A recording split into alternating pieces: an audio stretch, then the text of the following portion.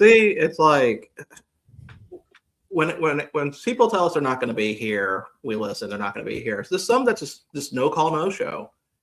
So yeah, this is why we started a little bit late tonight. I am your impromptu host of the DHC Sports Show, Virgil, the producer, and I am here with Donnie and Patrick currently. Eric will not be joining us tonight. He is at a Wichita Wind Surge season ticket event, and none of us were invited. Nope. And Ed is MIA right now. We have not heard from him, so hopefully he will show up and join us later. Jolly, hope you have a good evening.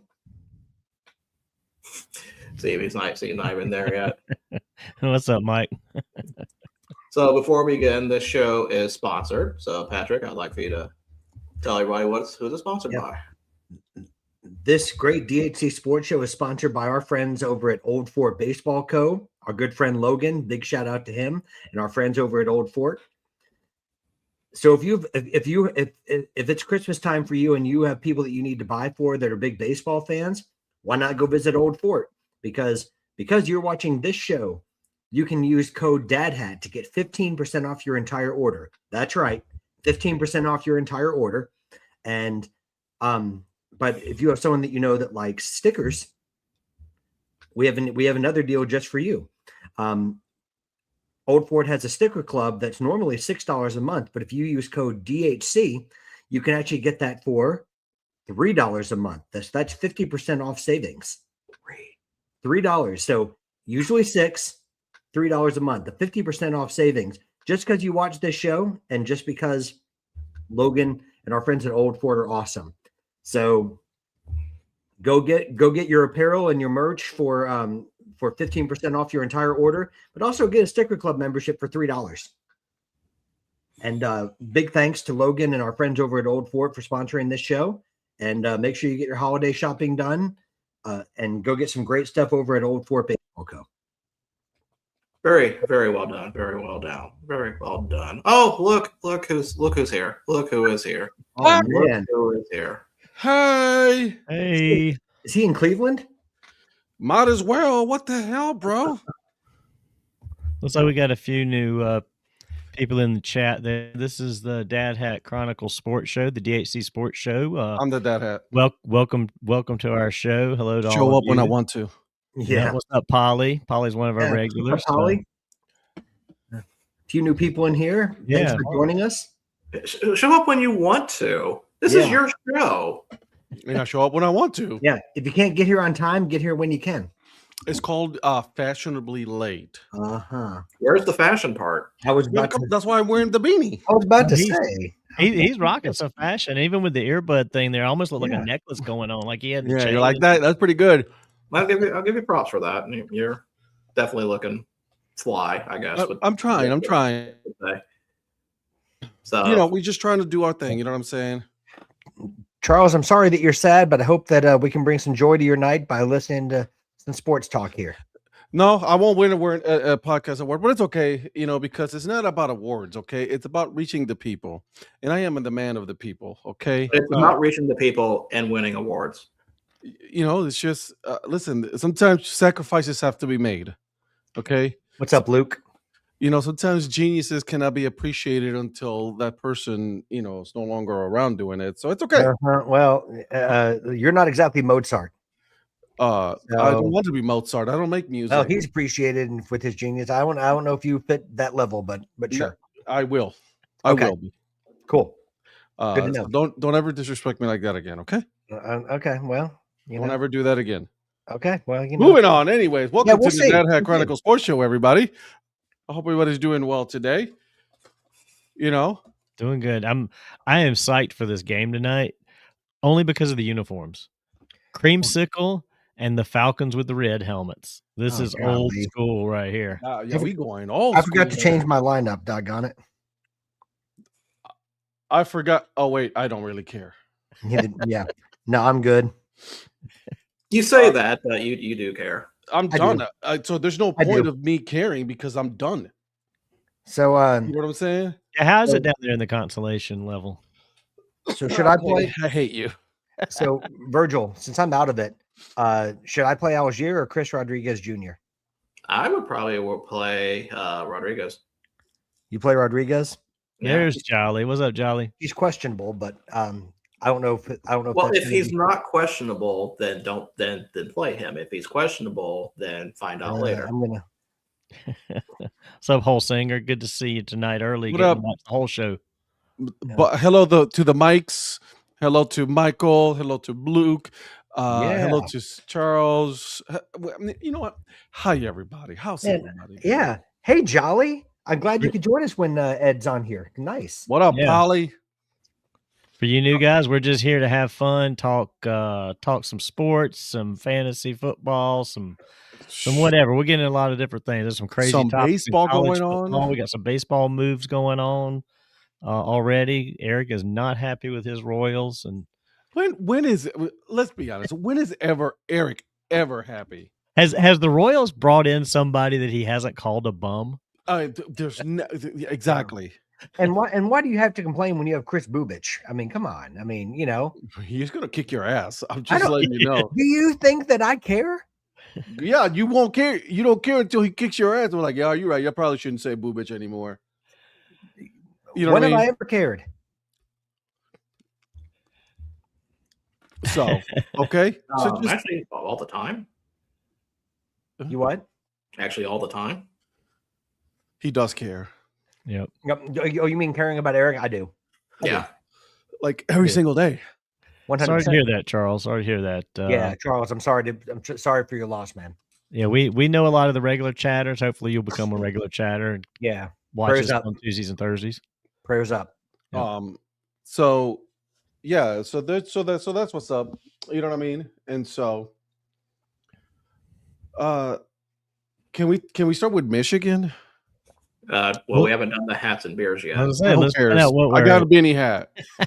And we need to show He's these guys drinking we're water. Yeah, we need to show these guys we're a professional outfit. Come on. When were we at? Apparently we're not winning awards, so why even show that we're professionals? Because we're not going to win awards. So I figure we go off the cuff here.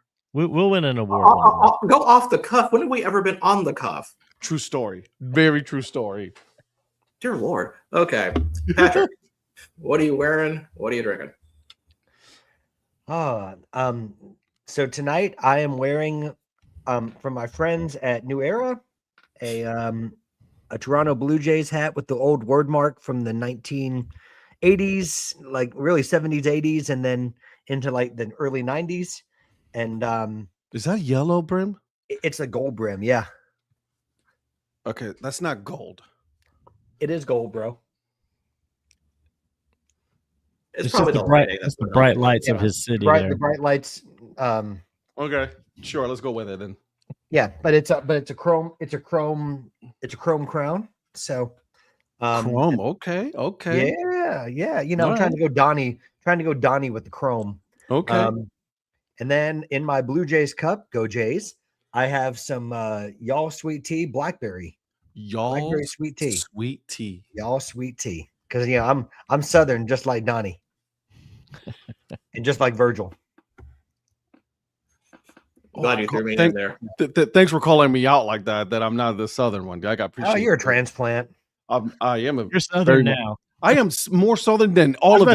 I was saying you came from further south than any of us to start with. Any of you. So okay. No, so you just went too far north. You overshot us and went too far north for just a while. Went straight up north. That wasn't my choice. I'll tell you that. Did I ever tell you the story that I was actually supposed to move to Boston, Massachusetts instead of Cleveland? Oh man, I can't remember. Man, that would be interesting to see you as a Red Sox fan, or a Patriots fan, or a Bruins fan. Just think of Ed as a Patriots fan. He'd be insufferable. Oh my God. You imagine him instead of a Browns fan. I'm already so bad with my ego. Imagine that. No, he'd go. Not fit this room. He'd say Brady's my bro.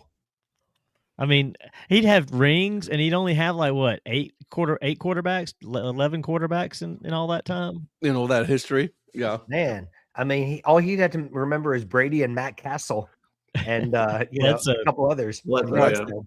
Instead, I get to bask in the suffering that it is the Cleveland Browns and their 4,300 quarterbacks that they've had in their You history. had since they Seneca came back. Wallace. You've had some great times.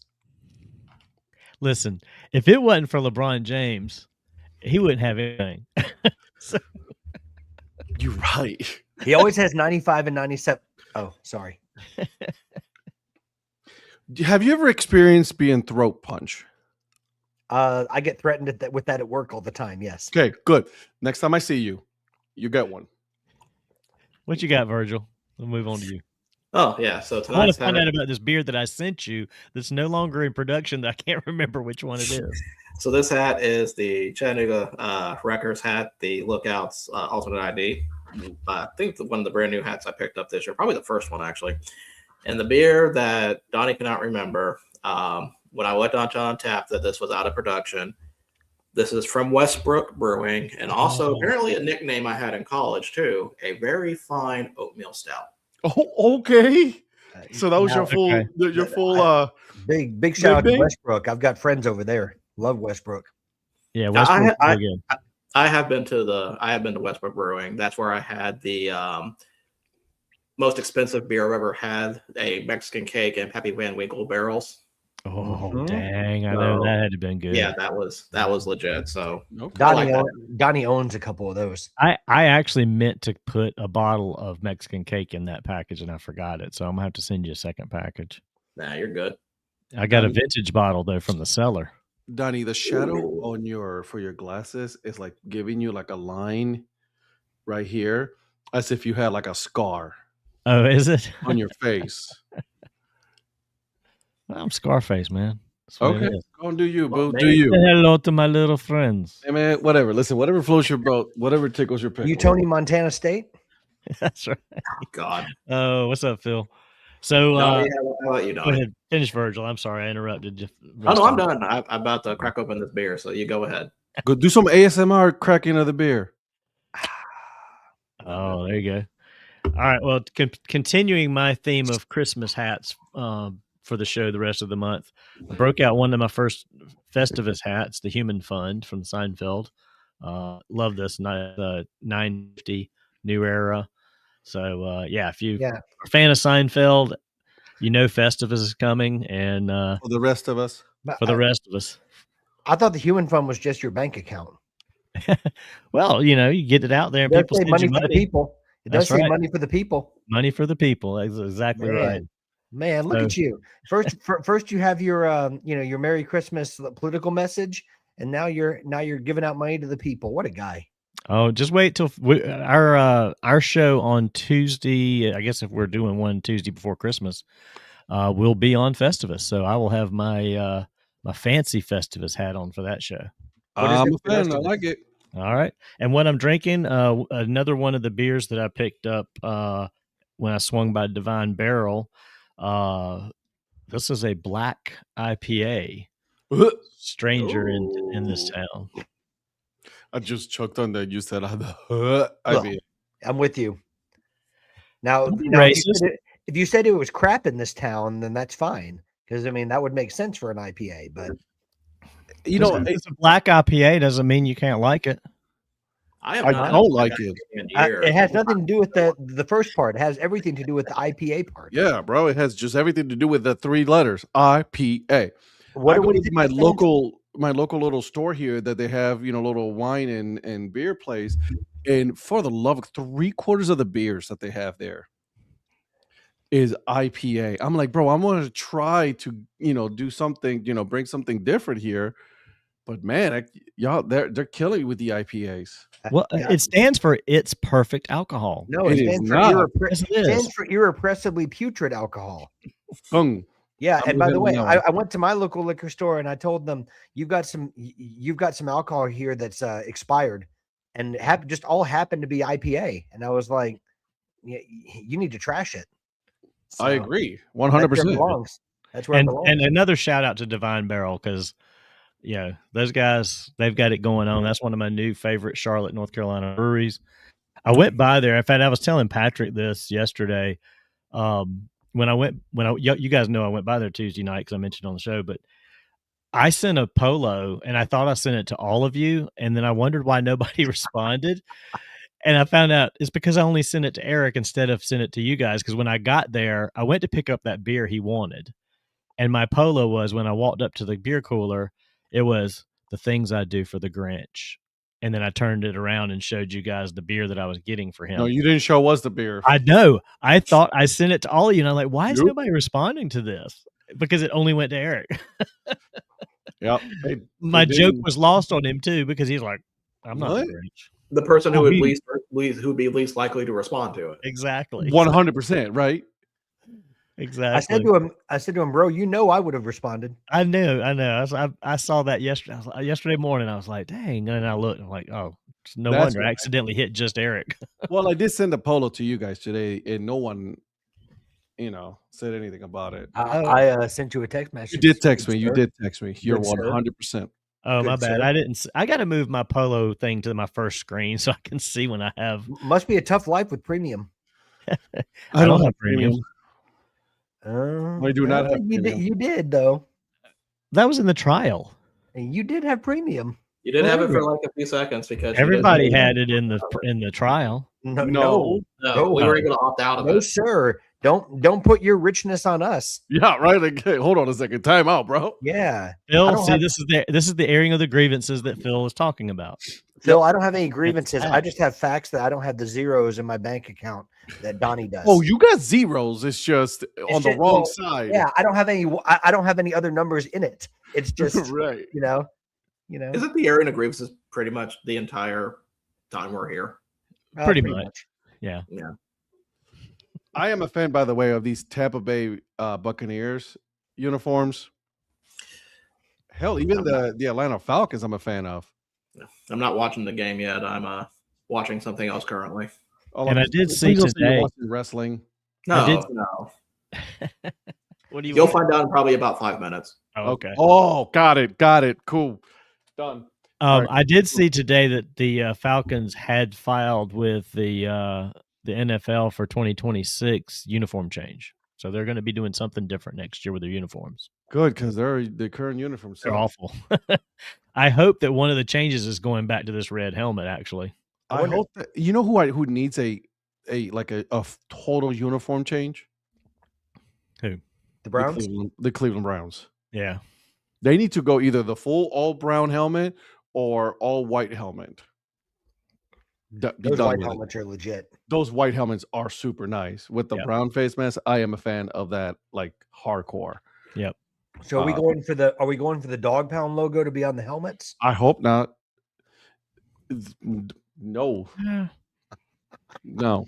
I wish they would do something similar to the Steelers and do a logo on one side. No, because then you get accused of copying the Steelers, and I'm not about to live that shit. Because here comes Mike and be like, "Well, see, y'all want to be like the Steelers."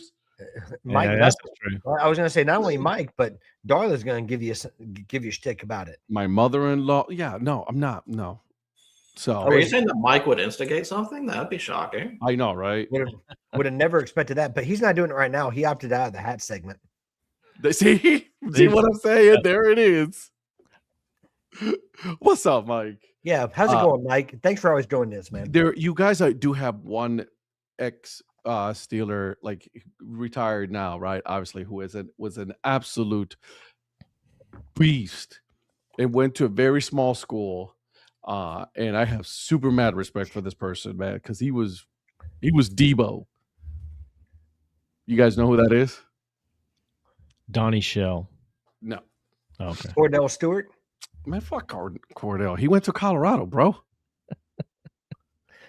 Should I start throwing out? Is he a former Steeler or a current Steeler? Former. He said retired. He's retired. James Harrison. Is it really? Dude, yeah. That dude was an animal, bro. I thought you were going to go for Bus. Bus went to Pitt. I know he did, but oh yeah, now I know why you like James Harrison. Okay. That's all college he went to. Did he go to Kent State? Yeah, he went to Kent State, bro. Word. Oh my word. Yeah, he went to Kent State. Grill got it. Grill got him right away. Yeah. I said, I can't with this guy. Dude was I mean, an animal, though. I gotta hand it to the guys. Like, listen, there's not a lot of Steelers that I like, but James Harrison, that dude played the right way. He was always on. Like, I mean, that dude never, like, he just, and supposedly he's like the super nicest person in the world too. right. I've heard that. He's like totally opposite personality when he's in person to what he played as. Yeah, when he played, total ass. You know what I mean? He played the right way. He literally did play the right way. But when he, like, right now, like, he nicest person in the world. He's on every podcast and all that stuff. But he always wanted to be known as that player. Okay. So, you just almost got hit in the face with your microphone. No, I was trying to move it back. It was kind of like closing in. By the way, I like there. this from Mike. I'm a perfect angel. You're okay. I meant to say hello to Lynn earlier too. I skipped over Lynn? her. Lynn gets a hat. Yeah. Lynn gets a hat, and Phil. I don't know if I know the other guys might have, but I didn't say hey. Hope you're doing well. Thanks for joining. Yep. I can't. So, by the way, this is the hat that I'm wearing today. Just so you know. You opted out of this segment from Homage. Okay. Super nice, warm, and comfy. Which one is it? Just a regular, basic blue beanie. Is that homage? You said homage. Nice. You paying homage to something or what? Yeah, me. Nice. At least you're honest. Well, since you're chomping at the bit about this story, it makes me happy. It makes me happy, and I know it makes Mike happy because he's a Big Ten guy too. But dude, it is a crazy story. So when I first saw the story break, I was already writing material for this. Were you? Yes, because I was going to make Bobby Petrino comparisons. I was going to Photoshop his head in the neck brace for Petrino and all that. But then when more of the story came out, it's like, this is a lot worse than what. Yeah, it went from, this is kind of like ha to no. Like dude got arrested and went, you know what I mean? Like from those of you that he went to a dark place. He did real quick. Like it went from 0 to 60 in like less than a second. You know what I mean? For those of you who don't know, head coach of the Michigan Wolverines football team was released. He was fired for cause, right? Apparently was having an inappropriate relationship with one of the employees there. And then it comes out that he even went to their house and started threatening people. And I'm like, sorry. And potentially threatened to kill himself. Right, to do self-harm. Yeah. And so you're like sitting there, you're like, I'm sorry.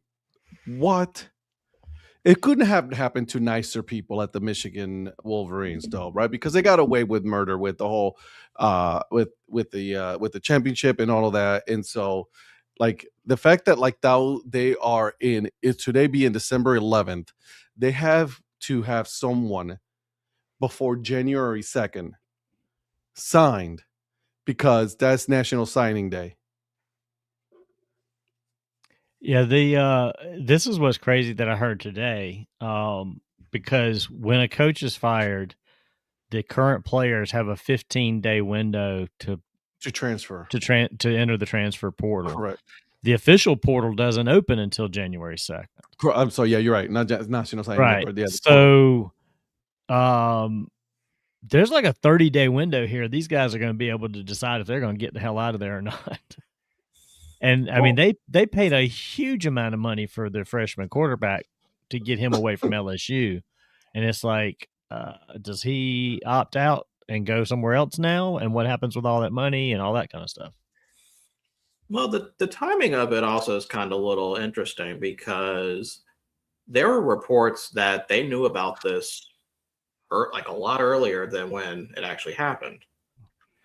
But then there's like saying they were waiting for signing day to be finished. And that seems kind of, you kind of screwed yourself on that with the portal and all that coming up.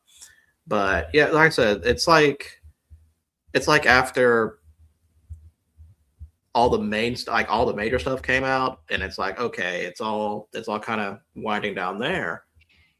Well, then it comes out about Michigan's AD, how they fired him. And that's even worse on that side, because now they've basically opened themselves up to litigation if that is true. Correct. So I mean, massive investigation. massive. This is not good. Like whatever you may think of Michigan Wolverines, that's neither here or there, right? Like at this point, what they have done, they have screwed themselves so bad. Yeah, I mean, I don't know if they actually were waiting for the signing day to pass.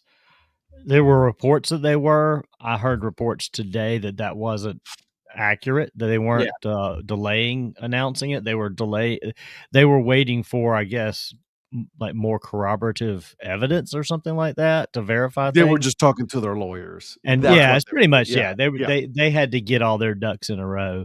I will say this, Dan Patrick mentioned this morning, he had a source tell him at the end of October something was going on. They didn't know what. Listen, but something in October was going on with Shamar Moore. If you know something's about to come out, always make sure you listen to Pablo Torre. Yeah, that dude's on top of everything too. You're right. On his game. Yeah, I don't know if he's got listening devices in every university or what, but he has information before anybody even thinks about it. Right? It's right. Like what? And that may be who told Dan, because he has talked to Dan a bunch. They know each other, and so but it's like Dan's kind of a mentor for him a little bit too, I think. But it'll be a sad day when Dan Patrick has to will be the one going to be gone. You know what I mean? Yeah, and he's already set the date. He's not going to be doing his show anymore. So a couple more years and he's out. And he's done. Yeah. Yep. But I mean, but the thing is, nobody knew that it was going to turn beyond the fact that it was just an affair like it did. I don't think anybody saw that coming. No. I mean, this is one of those things where you look at it, like in a few years, we always talk about 30 for 30s. They've done something on the Connor Stallions thing already, but as a totality of Michigan football since like maybe the beginning of that, or maybe even a little bit before that with Harbaugh. I mean, God, what a movie! Like Harbaugh gets suspended, then he leaves, then they have all a lot of the stuff about Stallions comes out, and then this happened.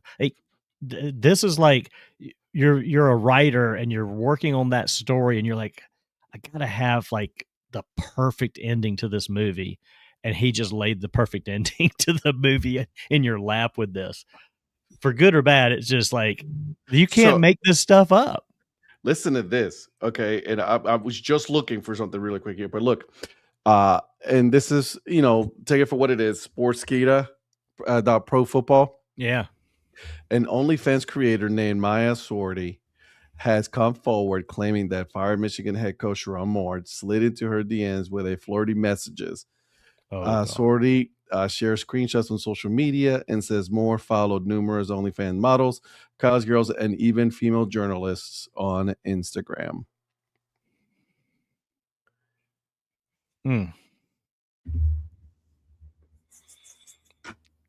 mean, it's getting bad, and it took less than a day from the moment that everything came out.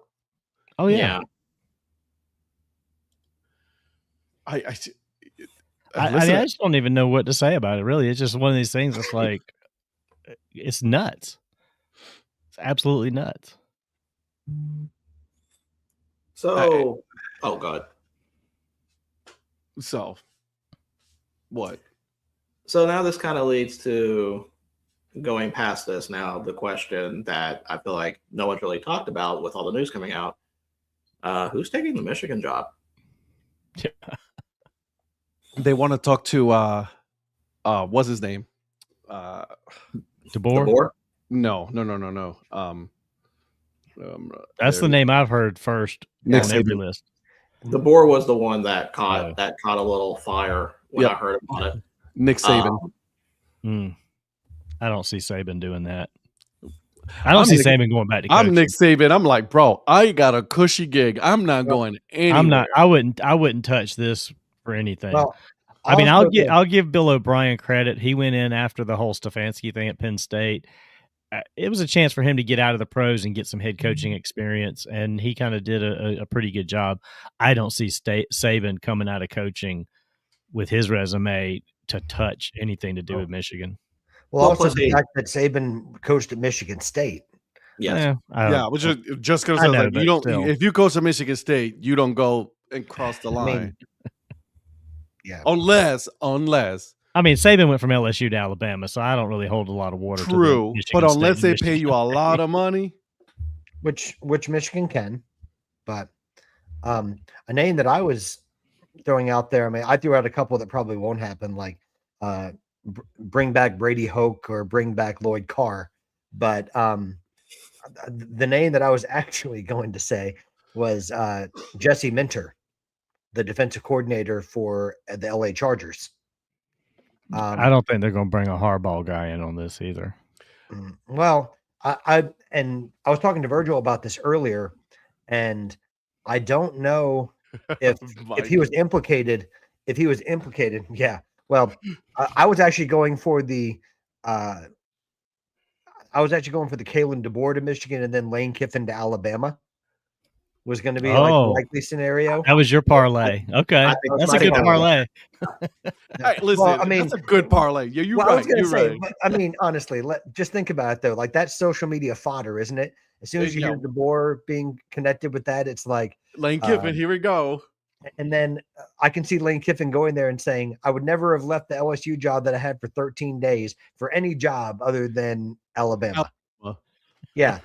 Does that sound eerily similar to he would have never, ever left Tennessee for any job except his dream job at USC? Yeah, absolutely. But Jesse Minter has been touted as a possible head coaching candidate somewhere. And I just didn't know if – I think you're right. I think they probably don't go back to anyone that's related to Harbaugh. To the Harbaugh. But I don't think he was the one suspended. I don't think he was implicated in all that. What if? I'm going to put this one for you guys. Okay, so there's two things that I told you guys about one earlier today, which I think it's very cockamamie, is like out there and it's like the dumbest thing you can ever do. But what if they try to go get the other Harbaugh brother if things don't work out in Baltimore? Ooh, John Harbaugh? Mm-hmm. I heard that mentioned too, and I don't see that happening. I don't see John Harbaugh going to college. He seems like he's just a pro coach. But I'm just saying. I mean, you could. Yeah, I mean it's right. Or if things don't work out, if things fall apart over in Pittsburgh. But that dude will get a coaching NFL job in a heartbeat. So I think that's the same thing with John Harbaugh. I think Harbaugh and Tomlin, Mike Tomlin, they don't want to touch the college game. They are pro guys. There it is. Yeah, that one's not going to happen either. Yeah. See, they were talking about it on Sportsman, and I'm like, you guys are a bunch of idiots. Like. He left in such a bad way out of LSU. Like, I mean, that ended in such a bad way in Notre Dame. It ended really bad in LSU. What makes you think right now, especially right now with Michigan, with everything they got going on, they need stability? Yeah. Brian Kelly is not that. He's not it. I told Ed this earlier. I think that the only people who are going to want Brian Kelly in Michigan are those associated with LSU, because it reduces the amount of the buyout that they have to pay him. Yeah. LSU is trying to help any college right now. Well, they'd facilitate it. I'm sure Governor Landry probably would too. But he's also an idiot. So the beat writer for the Wolverines for the Detroit Free Press said earlier today when he was asked about Brian Kelly, and he said that's absolutely not going to happen. He said there are plenty of higher ups at Michigan who they can't stand Brian Kelly. That he basically pretty much said that. He didn't say it in that words, but it kind of insinuated they don't like Brian Kelly. That's never happening. I was trying to think of another legitimate name that would be in the frame for that. I mean, they've talked about the coach at Washington, possibly. I mean, what about Marcus Freeman at Notre Dame? Why would you leave his name for Michigan? No. I'm just saying, yeah. Like, I mean, I think he doesn't leave. Yeah. There it is. I mean, I could see that, but at the same time, I don't see. I think Marcus Freeman's more likely NFL Yep. than Michigan, but I don't think anyone expected the Michigan job to open either. Or at least not, there weren't a lot of people that were expecting it for this. And I'm hoping as a fan of the Ohio State University, he is an Ohio State grad. I'm hoping that at least he has some kind of common sense and say, we're not doing that. Right. So with DeBoer being probably one of the names, I'm going to throw two names out at you guys. Kenny Dillingham from Arizona State. I was just about to say that. Yep. Which one was it? I'm sorry. Kenny Dillingham from Arizona State, and Prophet said that one before me, so that's Prophet's That answer. one makes sense. He first said Connor Stallions, which I think that would kind of work too. The one I'm wondering about, because he just won a conference championship, Manny Diaz. Ooh, that's a good one. That's one I hadn't heard. In the Big Ten. Ooh. Yeah, I could see that. I could see that. I haven't heard any rumblings about that, but that's just kind of what I'm trying to think of coaches that I can see moving, especially kind of on quick notice. Those are my first two that came to mind. Virgil, what about a really this is definitely a dark horse, Tim Plow. Tim Plow? Yeah. No. Yeah. No. You're better off having Brady Hoke coming back. I think Tom Brady's going to walk in there and say, y'all need to hire Bill Belichick. Not Tom Brady.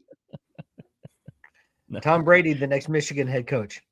I like the Dillingham possibility, and Manny Diaz. I could see that. I could see him jumping from Duke before I could see Kalen DeBoer leaving Alabama for Michigan. And I got another one. No, Michael, not John Gruden. I don't think is going to. No one wants John Gruden. Yeah. I think John Gruden finally come to the realization that he's never going to coach anywhere. What about Jed Fish? Especially college. Fish? That's the one from Washington. I was trying to think of his name. Yeah, Jed Fish. I think his name's been angling. He's been angling to leave, as I said a couple weeks ago. Yeah, they need someone stable to really come in because of there's so much, with Harbaugh, right? Starting with all the way back from Harbaugh, all the allegations and all, getting into suspension and all that. What's up, Joe? To now, hey, Joe. the Shaheem Moore situation. So, I think they need a safe coaching hire for at least, at the very least, for a year or two to get things stable. Virgil, what about Martin O'Neill? Can he come in and kind of? No, Martin O'Neill is not coming for that. No. Darn. Well, he did such a great job for Celtic. I was wondering if he could come to Michigan and do that too. No, I don't think so. Who was the USF head coach? Golish? Huh? Golish? Because he's at Auburn, if that's who you're thinking of. Are you thinking about an old USF coach? Older. Old USF? Yeah. Oh. He was also at Florida State. Taggart? Willie Taggart? Is it Willie Taggart? That can't be. There's no way. That'd be a. You can't come up with that fast. He's not in the forefront of. Give me a second. And for Lynn, Matt Rule's not leaving Nebraska for Michigan. I don't think. Definitely not Dion. Bowden. Which Bowden? There ain't no Bowden coaching now. He's going to go up there. No, it wasn't. Was it Willie Taggart? Who was the one that he would even the players? I think it was Willie Taggart. It was Willie Taggart. That everybody loved him. He settled things down at USF and everything, and then he got fired. Where's he even at now? FAU, I think it is. I think he is. Oh, so he came in over to FAU maybe when Lane left? No, he isn't. No, he was. He did take over when Lane. Yeah. Yeah, he took over when Lane went to Ole Miss. Ole Miss, okay. Exactly. Okay. So Taggart's with the Ravens now. Yeah, he's with the Ravens now. Yeah. Oh, okay. All right. I was about to say I don't think job. I had heard his name in college circles recently. How about this one? Just because he has been like blacklisted by the NFL. Flores. Oh, Brian Flores? Can't see that one. No, I mean he's got a good What about- coordinator job where he's at. I don't. What about Jimbo Fisher? No, God, no. No, God, yeah, no. Well, listen, that would fit Michigan's ego. True. I mean, Michigan likes to make splashy hires. Well, they're splashy and they're stupid. So, Well, but Never that would be stopped them. both. Never Well, stopped them before. you talked about flashy hires, but Shamar Moore was kind of a bucking of the trend of that. Well, that was a controversial hire. I mean, It was. I think the locker room played a lot to do with that because of the controversy. The players liked him. When Harbaugh left, they tried to keep some continuity, and it was a chance for them to give him a shot to show what he could do. Because he had the tutelage under Harbaugh, but Okay. All right, so here we go. I got Joe Klatt. Obviously, you guys know who Joe Klatt is, right? I do. Yep. All right, so Joe Klatt believes in some of these. I'll give you some. Vanderbilt head coach Clark Lay, Even though he just signed an extension. even though he just signed an extension. Yeah. Texas A&M head coach Mike Elko. Like he's not Elko. ruined. Then you got Dillingham, Arizona State. Yep. Jesse Mentor from the Chargers. Indiana defensive coordinator Brian Haynes. Georgia defensive coordinator Glenn Schumann. Schumann. Yep. I can't see them going for coordinators. I think they're going to try to get a coach. I don't Yeah. know. I kind of do see them getting a. I mean, unless you went after like a hot offensive coordinator, because you got a quarterback that's getting a lot of money, and you're going to want to keep him there because you swiped him from LSU. You need somebody that's going to come in and keep him from leaving and going back to LSU for Lane Kiffin. Well, yeah, because Blaine Baker just signed a new deal to be to continue to be defensive coordinator. So let me see. A coach that's from the better schools in Mountain West, someone that was in the Mountain West championship game. Dan Mullen, welcome back to Power Four. Oh, goodness me. God, what's his name? Is it Dan Mullen that I'm a man? No, Gundy's not That's a man. Gundy. Bring him in. Bring him in. Bring in Gundy to Michigan. Gundy's like done. He don't want to go to Michigan. Hey. Gundy. Gundy's going to be like Gruden. His name's just going to come up in all colleges from now on. Baker. Touchdown, baby. Unless they're trying to. Yep, there it is. They're just making sure that when his butt hit the ground, the ball was on the line. On the line, yeah. I think you I know- think that's the stand.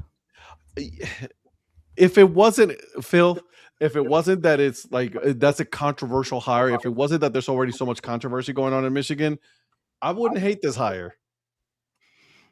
Yeah, I don't think. Well, jury's still out on Dion. We'll wait and see. He went to Colorado, which is Yeah.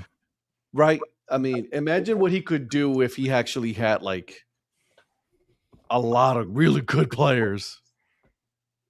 And the thing is, if he hasn't brought talent to Colorado because of him, I mean, I guess either the name Colorado's working against him, or he's not able to get the talent himself. I mean, it's Colorado. That's kind of Yeah. that's a hard place. That's a hard sell. Definitely a hard sell. And also, you got to think about it. Like, he has been putting a really good coaching staff. So, So Florida State kept Norville for another year. Do you think they're kind of waiting to see what Dion does after one more year, possibly? Because I could see him going to Florida State if they finally got rid of Norville or Norvell. Norvell. Norvell, yeah. Isn't that the guy that makes the ice cream cakes? That's Carvo. Oh, okay. Yeah, James Carville from Louisiana. Yeah, that's what I thought. Yeah. James Carville. Anyway, yeah, I've thought for a long time Dion might go to Florida State, but maybe they're waiting out. So yeah, so I'll be curious how quick they move on the hire for sure. At least I know it's late, but at least there still seems to be some kind of quality players. I mean, quality coaches out there still that they could get. But I can tell you a coach that is going to be off the list, and that is Missouri State's Ryan Beard, because he is going to Coastal Carolina. So they finally got a coach. So that's another job that's closed. So with the talk about that, that's really it for college football, I would think. I know we've got bowls. We got some picks tonight with some of the bowl games that are starting with Army, Navy, and of course, our favorite and Eric's least favorite, FCS playoffs. So where is Eric? He is at the, if you read your text, he's at the Wichita Wind Surge season ticket party. Whatever, bro. I know we weren't invited. You're muted, Donnie. Sorry, I wanted to tell Tom thanks for the shout out on the Human Fund hat. He just popped in and hey, sorry I had to beat you a few weeks ago, Tom. Hopefully I'll get to see you again, but you got to get past Eric, so we'll see what happens. Do we need to ask Tom why he didn't set a lineup last week? Yeah, Tom. Like, was that collusion with Beeson or something? Oh, I don't know about that. I don't know either. Let's pivot. They took the touchdown away. No, they got the touchdown. They just went for 2. No, they took the touchdown away. They took the touchdown away. It's not there anymore. Oh, wait a minute. Yeah, they took the touchdown away. So let's go to, actually, no, I want to go back to football, college football for a minute, because there is a story. This happened on Tuesday, and it was one that I forgot about, but I still want to mention because it's kind of possibly a trend of what things are going to become. Utah being in a partnership with a private equity firm to help with their sporting operations. This was kind of what people were going to assume was the next step, either that or foreign influence money helping with that. It's not really a good feeling to see that. I'm always a kind of wait and see kind of person. But what are your guys' thoughts on that? I don't know enough to say, really. I mean, I think anybody entering in with an equity firm, that just sounds shady to me. Well, no. Not really shady, but just like it doesn't sound right as far as football.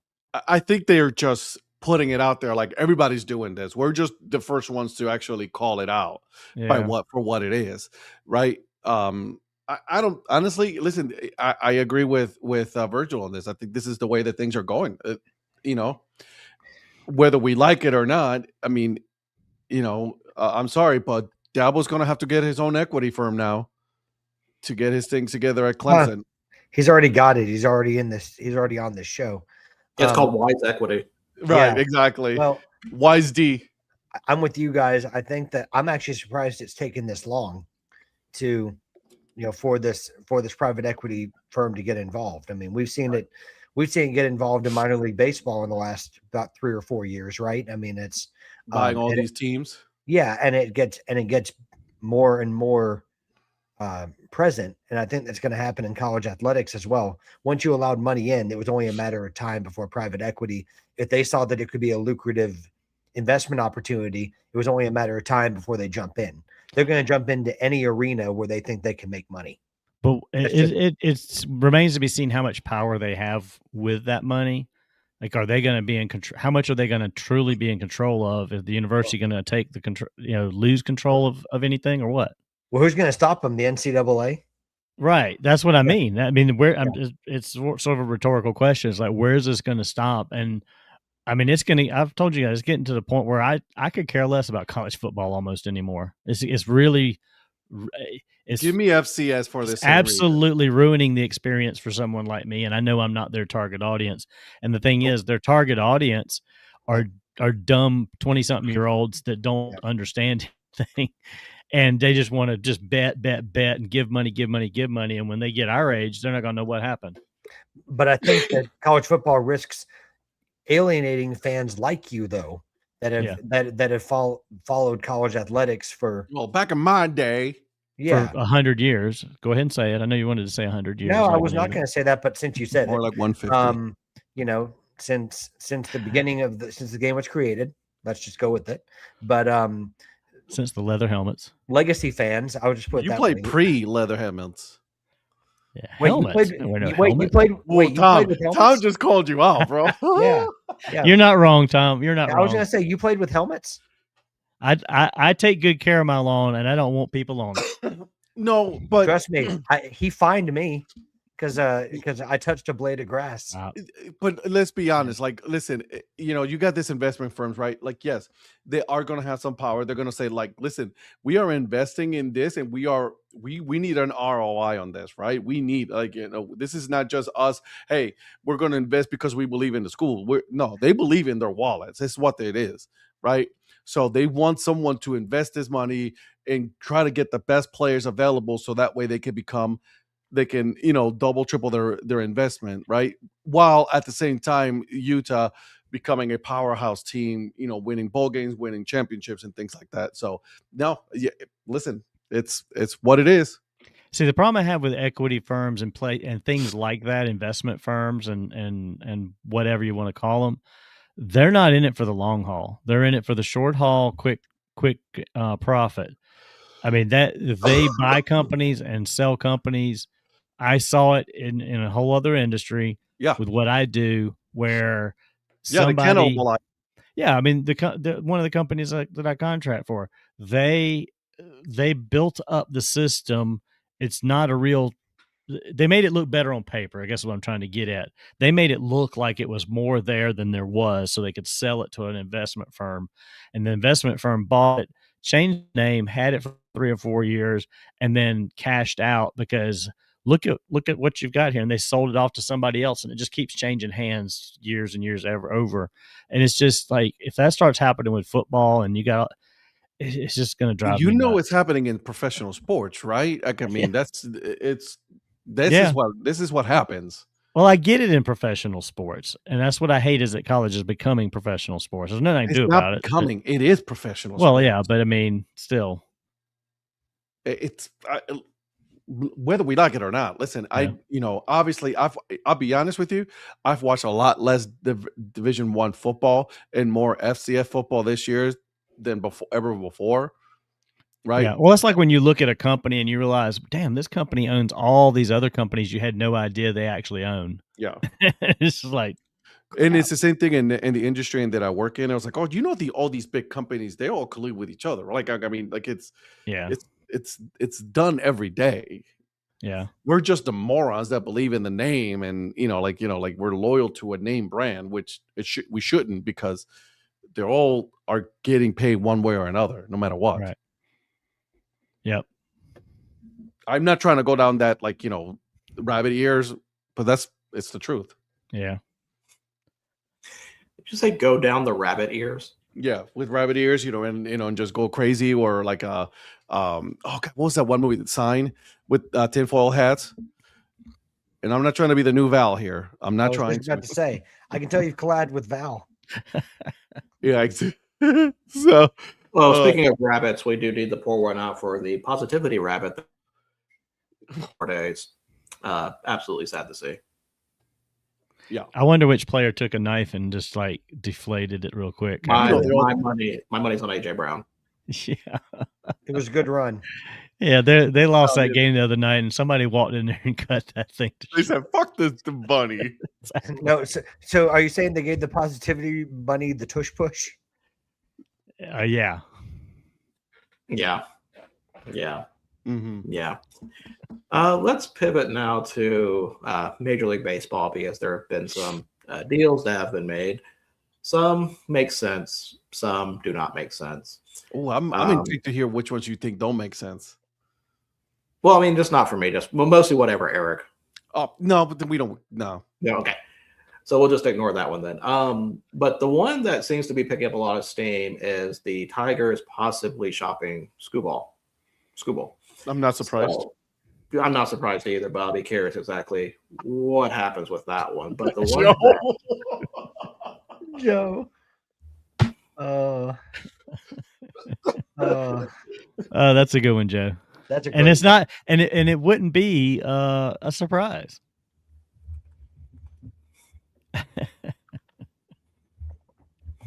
You got me there. I choked on my own spit on that one, man. Oh man. And you know, I had a joke ready for that, but I don't think I want to do it now. Do it. Well, he said out of Bethlehem, and I'm like, I didn't know he went to Lehigh University. Ooh, he went to a small school. Well, isn't that Bethlehem anyway? Yes. Yeah. Bethlehem. So the forever. All right, Joe. So the big deal, and you guys may disagree with, but I don't know what the biggest deal of this day was since last time, was probably Pete Alonso going to the Orioles for a 5-year, $155 million. I guess instead of having a chance to be in the playoff race, he just wanted to be completely out of the playoff race. But what do you guys think of? I'm not convinced that they're out of the playoff race. Though. Same here. I don't really either. I mean, they've got to address their pitching staff still. But, Yeah. But I mean, look up and down that lineup. You add Pete Alonso to that lineup. I mean, you know, Basayo and Dylan Beavers, and you know, like, I mean, if Rushman comes back to form and everything else, I mean, they've got a lot of bats in that lineup. Yeah, man. I mean, the Yankees, you know, the Yankees didn't have a great defense, but man, I think they were an example of showing what a great lineup can do. If you have guys mashing 30 home runs, I mean, you can still get to the playoffs. I mean, you're going to need the pitching and the defense, but to get you through the hump. But I mean, I don't think they're going to be finishing in last place, or I don't certainly think so either. I mean, even if they have half that lineup producing, I mean, that's a team that was a playoff team 2 years in a row before last season. I mean, no one's to say that they can't make a return. I mean, I'm not saying they're going to have the best record in the league, but there's potential there. I think that Pete Alonso is going to get him alone could make you gives you extra wins just with his bat alone. I think it's a great signing for Baltimore. And the fact that like the New York Mets, because he didn't, you know, what was it again? 195? 155. Yeah, 155. You remember how much money he was asking for 2 years ago, and then last year.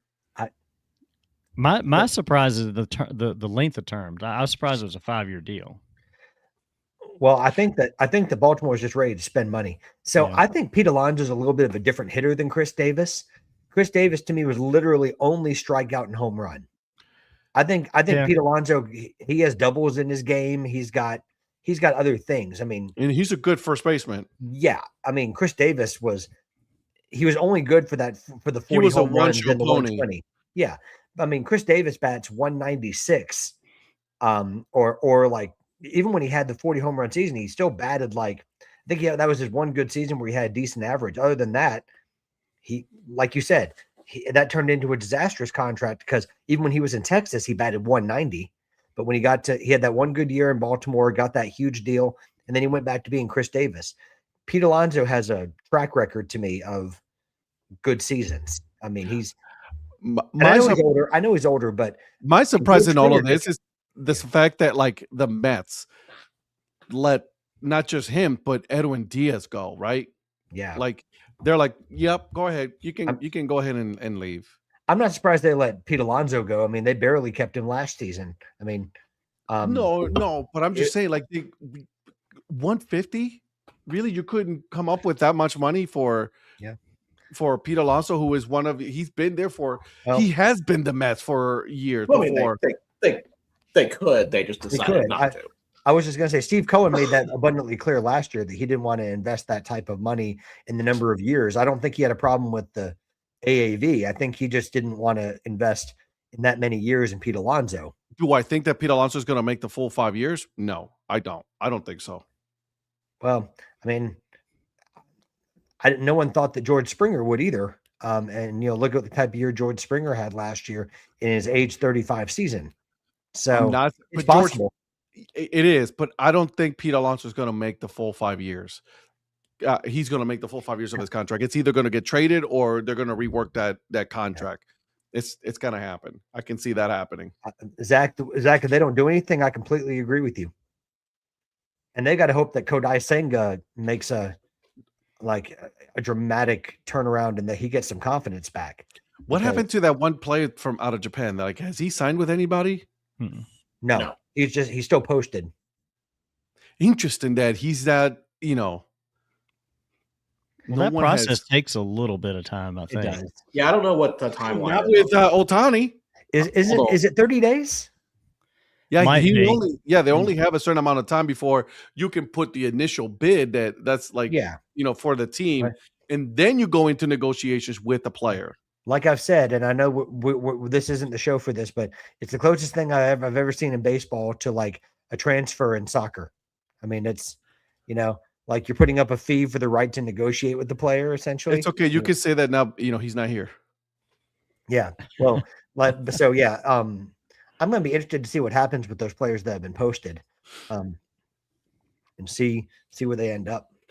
It's a 45-day posting window. Is it 45 day? It's 45 days. 30 days. That's what's taken a while. Yeah. Yeah, because this was posted a few weeks ago. But even in the midst of 45 day. The third baseman, what's his name? His name. Oh, you're right. Are there any favorites right now? Yeah, the one that can't hit a fastball. What's his name? You said Mets third baseman? No. What? No, I said his last name starts with an M, and I just can't remember his name. He is a third baseman by trade. Is it Matsui or not Matsui? I thought it was something like that. Murakami, I think is what it is. Maybe Murakami. Yeah, Murakami. And his windows. Let's see when his window started. I think his started before Imai's did, if I'm not mistaken.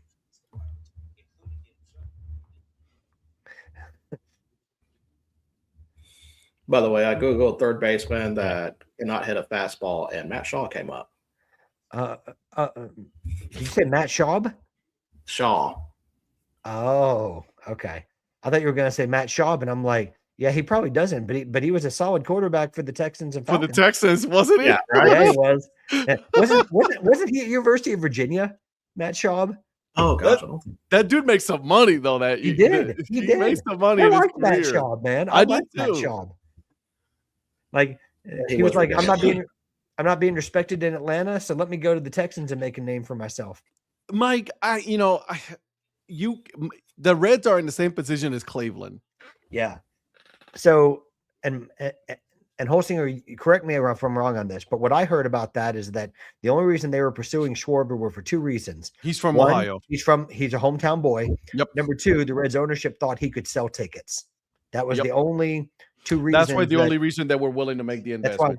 But they're not willing to spend on just anyone. It's like, it's got to be, I guess in that sense, a needle mover for the franchise. Yeah, he grew up as a Reds fan. He went to Ohio State, right? It makes sense. But you got to put all your poker chips in on that if you're going to do it. Because we all knew that he was going to go back to Philly, though. Well, they got to do what the Blue Jays have had to do in other years. You have to overpay. Like, how do you think the Blue Jays got George Springer to Toronto when it wasn't attractive to go to Toronto? They massively overpaid. They gave him an extra year, and they probably threw a few million on top of that.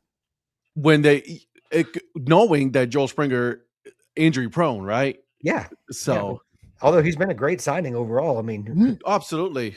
Who saw, like, I never saw last year coming. I don't mean to keep bringing up George Springer, but I'm just saying mid to late 30s and a large contract. Yeah, I agree. Murakami's window started on November 8th and runs till December 22nd. Okay. So we're coming up. We're coming up 12 days away. Yeah. Thank you, Mr. Producer. I mean, Mr. Mayor. So it feels good to be talking baseball again, by the way. Yeah, it does. Yeah, it does. So, Mitsubishi? Yeah. What do you guys think? Listen, and maybe it's not a popular opinion, but I like what the Braves did. I was actually about to bring that up next about their two new signings. So then I'll shut up and let you talk about it, Virgil. Well, no, you've already talked about it, so let's go ahead and just get into it. What do you think about their two new signings? I don't know. Maybe it's not a popular opinion. I really like it. I'm a big fan of Yastrzemski. I think he can play in multiple positions. I mean, I know he's predominantly an outfielder, but he can play in multiple positions, which the Braves have been trying to bring in a few of those type players, like they did it with Dubon. They're doing it with Yastrzemski. Right. They needed to fortify, like every team, I guess you could say. Everyone's trying to fortify their bullpen, and I love Robert Suarez. And now you pair him with Iglesias at the back end of that bullpen. If they can stay healthy, it's always the thing, the Braves. It is. Well, it's the thing with everybody, really. Well, but more so with the Braves. Yeah. But I mean, they gave him a lot of money to essentially be a setup man, because they brought back Iglesias to be the closer, but to have a good setup man like Suarez, who could be the closer if you need him to be. That to me is a wise investment for them. And then, like I said, you add Yastrzemski to that, who can put the ball in play. Got some pop in him. Eric was hating the Yastrzemski left. I mean, I think he was really wanting the Royals to hold on to him, and I don't blame him. I mean, I thought it was a very reasonable contract, and it's what, 2 years? 2 years, yeah. 23 million. I mean, that's in today's market, that's a very low risk investment for the Braves. If it doesn't work out, flip him off, flip him to another team. Someone will take him. Yeah. But well, he got Lane Thomas now, baby. Yeah, Lane Thomas is going to rake for the Royals, man. He is going to rake. He was okay. You keep believing that. Listen, I'm trying to pump up Eric there. Listen, if Cleveland didn't sign him again, listen, you got a murderer's row right now in Kansas City between Jonathan India and Lane Thomas. Okay, that's murderer's row in that lineup. So you throw Adam Frazier in there. I mean, they've got, they're going to be hitting some bombs. So let me ask you this: how about this one? Man, I hope Eric's in the comments. Tyler Glasnow maybe moving. I could see that. I mean, the Dodgers actually have an abundance of people. Is this that they can get Imai and add him to Yamamoto? And what I was looking at earlier when I was looking up for Matsuki, Imai does not want to go to the Dodgers. Murakami. You got Hideki Matsui. Hey, I do. I keep saying that. I don't know why. Murakami. It said Imai did not have any interest in the Dodgers. By the way, I don't know what. It's okay. It's okay. No, just because you're a Japanese player doesn't mean that you have to go to the Dodgers.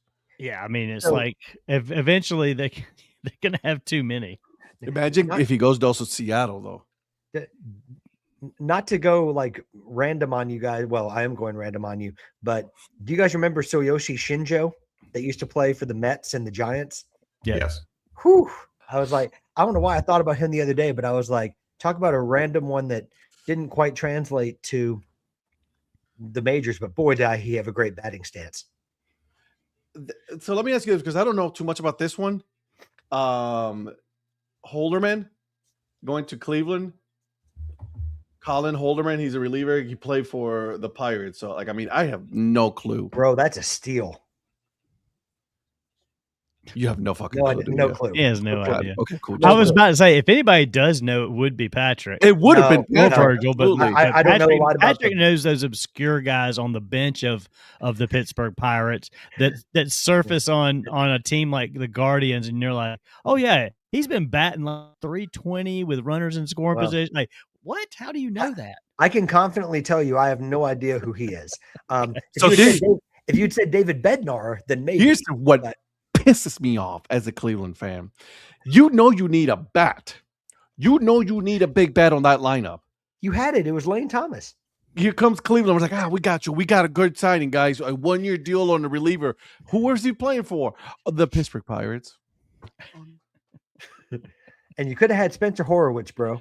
Man, I am ready. to Pittsburgh. I can't wait for Raleigh to have a team here. I'm going to put that out there. Listen, bring back Ahmed Rosario, bro. I would take Ahmed Rosario. Yeah. I would most certainly take Ahmed Rosario. Yeah. I like Ahmed Rosario. Is he still with the Yankees, Donnie, or was he? No, he's released. He was released. Okay. So it could happen. It could. I mean, shoot, it'll be the exact kind of contract. I wanted somebody, but he signed a nice little fat contract to stay with Seattle. Mr. Naylor. Yeah. Yeah, that was a great deal for the Mariners. Good for him. He's closer to Canada back home. Good for him. So we talked about Yastrzemski going to Braves, but there's also the ex-Padres closer, Robert Suarez, also going to the Braves. Yeah. 3-year deal. So definitely, I think a good addition for them. For sure. And then Cubs also signed reliever, is this Hobie Milner? Yeah. Yeah. I don't know if it was Hobie or Hobby, so I just want to make sure. Yeah, I think it's pronounced Hobie. Not James Milner, Patrick. Not James Milner. Well, I'm glad you corrected me, because that's exactly where I was going with that. Exactly. Man, James Milner, what a legend. Love James Milner. Listen, by the way, Kyle Tucker, top landing spots, top 6. Number 4 is your boys, Patrick. The Blue Jays. Yeah. I'm not going to play this game with them again, because I hope you do. Let's play the game, because I really want you to get your hopes up, and just for nothing, nope, not going to happen this year. No, because let's see, Ohtani, Soto, Sasaki, and it didn't happen. Here we go. This is going to be your year, Kyle Tucker, baby. Let's go. As they say, 4 times the charm. Yeah, 4 times the charm. Let's go. I'll throw out the positive. At least this time, when someone visited the spring training facility, Schneider was actually allowed to talk about it. Yeah. So I mean, I certainly think he's considering them. But I think it's foolish to think that there aren't other top teams like the Dodgers, like the Mets. Oh, the Yankees are number 1 spot. Yeah. Well, I'm sure the Yankees. Hal Steinbrenner just opened his wallet like Donnie all the time. Yankees, Giants. Yeah. For who? And Mets, Kyle Tucker. Oh, Tucker. Yeah. Yeah. Well, I said I think it's foolish to not say the top teams are not all in for him to varying levels. Zach. Yeah. Listen, I'm still holding out hope that the Blue Jays will trade for Stephen Kwan. Zach. We love our guardian. They were pretty close to Kwan last year. So yeah. And there's been more rumors again in the hot stove. I'm going to be. It'll be a sad day. I will come in on this show. He's slowly but surely becoming a Blue Jays fan. I mean, everybody goes from Cleveland across the lake, across the pond. Man. True story. Shoot, like Ernie Clement goes back to Guardians affiliates to do like signings. So, oh God! Now you understand why Cleveland offseason moves are in the hate tournament. Yeah. If they don't sign Kwan, I will lose my shit.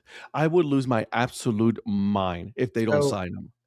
So let me ask you this: Is that Steven? Is that Rich Homie Kwan? What are you going to do? Like, what is Cleveland going to do? Like, okay, let's not sign him. We're going to get somebody else. We're going to get another young player. I will fucking lose my mind. Listen, that's the one player I think you guys do need. Like, that's not J-Ram. That's the one player you need to extend is Stephen Vogt. Like, your linchpins for your team that are not Stephen Vogt, and really your linchpins are J-Ram, number 1, clear cut. Yep. And then Stephen Kwan. I cannot wait for the Dolans to go away for eternity. I cannot wait for them to go away. You guys always have good pitching. I don't give a shit. Like Bybee. Congratulations, we got great pitching. What has that gotten us? Has that gotten us any World Series Gotten wins? Gotten you to the playoffs.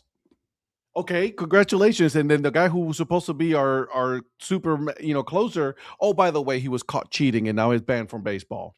I didn't say. Yeah, I mean that sucks. Yeah. So no, I'm not doing this. Okay, just like you getting your hopes up. I already know what's going on. Okay, Cleveland.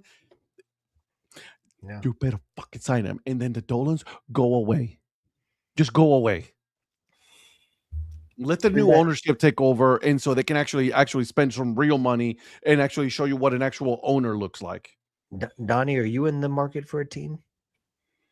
No, I'm good where I'm at. Well, sure? Okay. I'm putting together a private equity firm right now, so. Oh, I'm not surprised by that. I mean, it's called the Human Fund. That's right.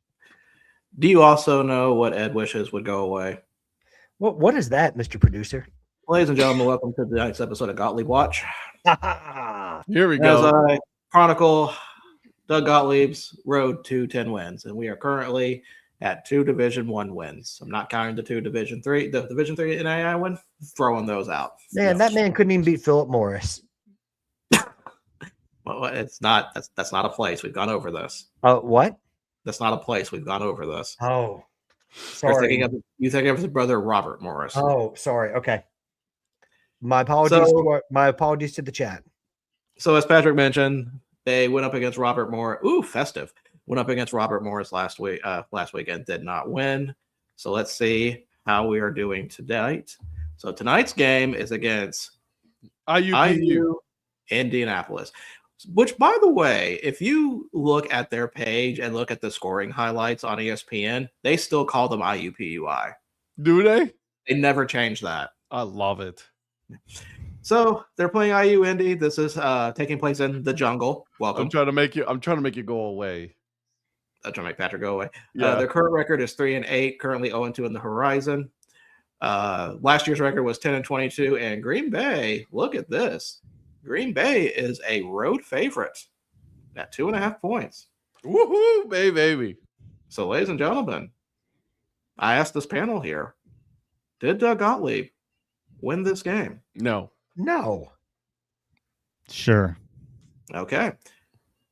So it's Donnie answered sure. Next question for you two. Was the spread covered? You know what? I'm going to go with no, just because. Yeah, no. I'm going to say that. I'm going to say that. Ooey Pooey covered. Okay.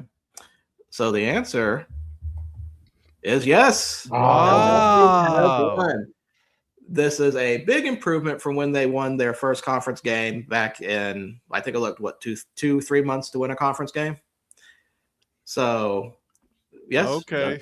Doug Gottlieb has won. So we now have a third win on the docket for Mr. Gottlieb. Congratulations. What a loser. Can you at least let me have my fun with this, Ed? I don't get bits often. So the next game, though, this is going to be a tough one. The UC Santa Barbara Gauchos are coming to Green Bay. Such a great logo. Look at that thing. Absolutely love that logo. That's an outstanding logo. They will play on Saturday. Will Doug Gottlieb win this game? No. Tune in and find out. I don't know. The travel to across the states. I hope not. Now that we're back, and then let me go ahead and. Man, I'm surprised you didn't say anything about what Phil said about Kent State playing South Carolina. We talked about this on Monday. Yeah, I mentioned it because I asked him if he was going to come to Columbia for the Kent State game and the home opener for South Carolina Gamecocks. Are you not going to try to go? You're going to try to go to that, right? He told me let's put it on the calendar and see what happens. So maybe let's see what happens. It's a possibility. Doesn't South Carolina have a hard schedule this year, though? Well, I mean, the first 2 games are reasonable. Kent State and Towson. I mean, I wouldn't call Kent State reasonable, but okay. Well, compared to the rest, I mean. And by the way, I don't think I can take that disrespect of Towson. Listen, I want Phil to answer this question. How many games does he predict the Gamecocks will win? I saw their schedule just came up, their full schedule in order. I'll give you guys this. What do you think my over-under is going to be? Your over-under is going to be like 1. No. You hate the -5. Gamecocks that much. Is that what it No, is? I'm going to say. Do they win more games than they won this year? Which is how many? 4. Well, let me pull up their schedule, and I will. Oh yeah, let's do schedule watch. Let's do this. I want to do. Let's discuss this. This is unfair. I will say this is unfair for the SEC to do this to them. They're not the top tier. They're not the top tier SEC team. You know this. Mm-mm. They're not Alabama. They are the Boston College of the SEC next season. Man, respect Boston College. No one respects Boston College.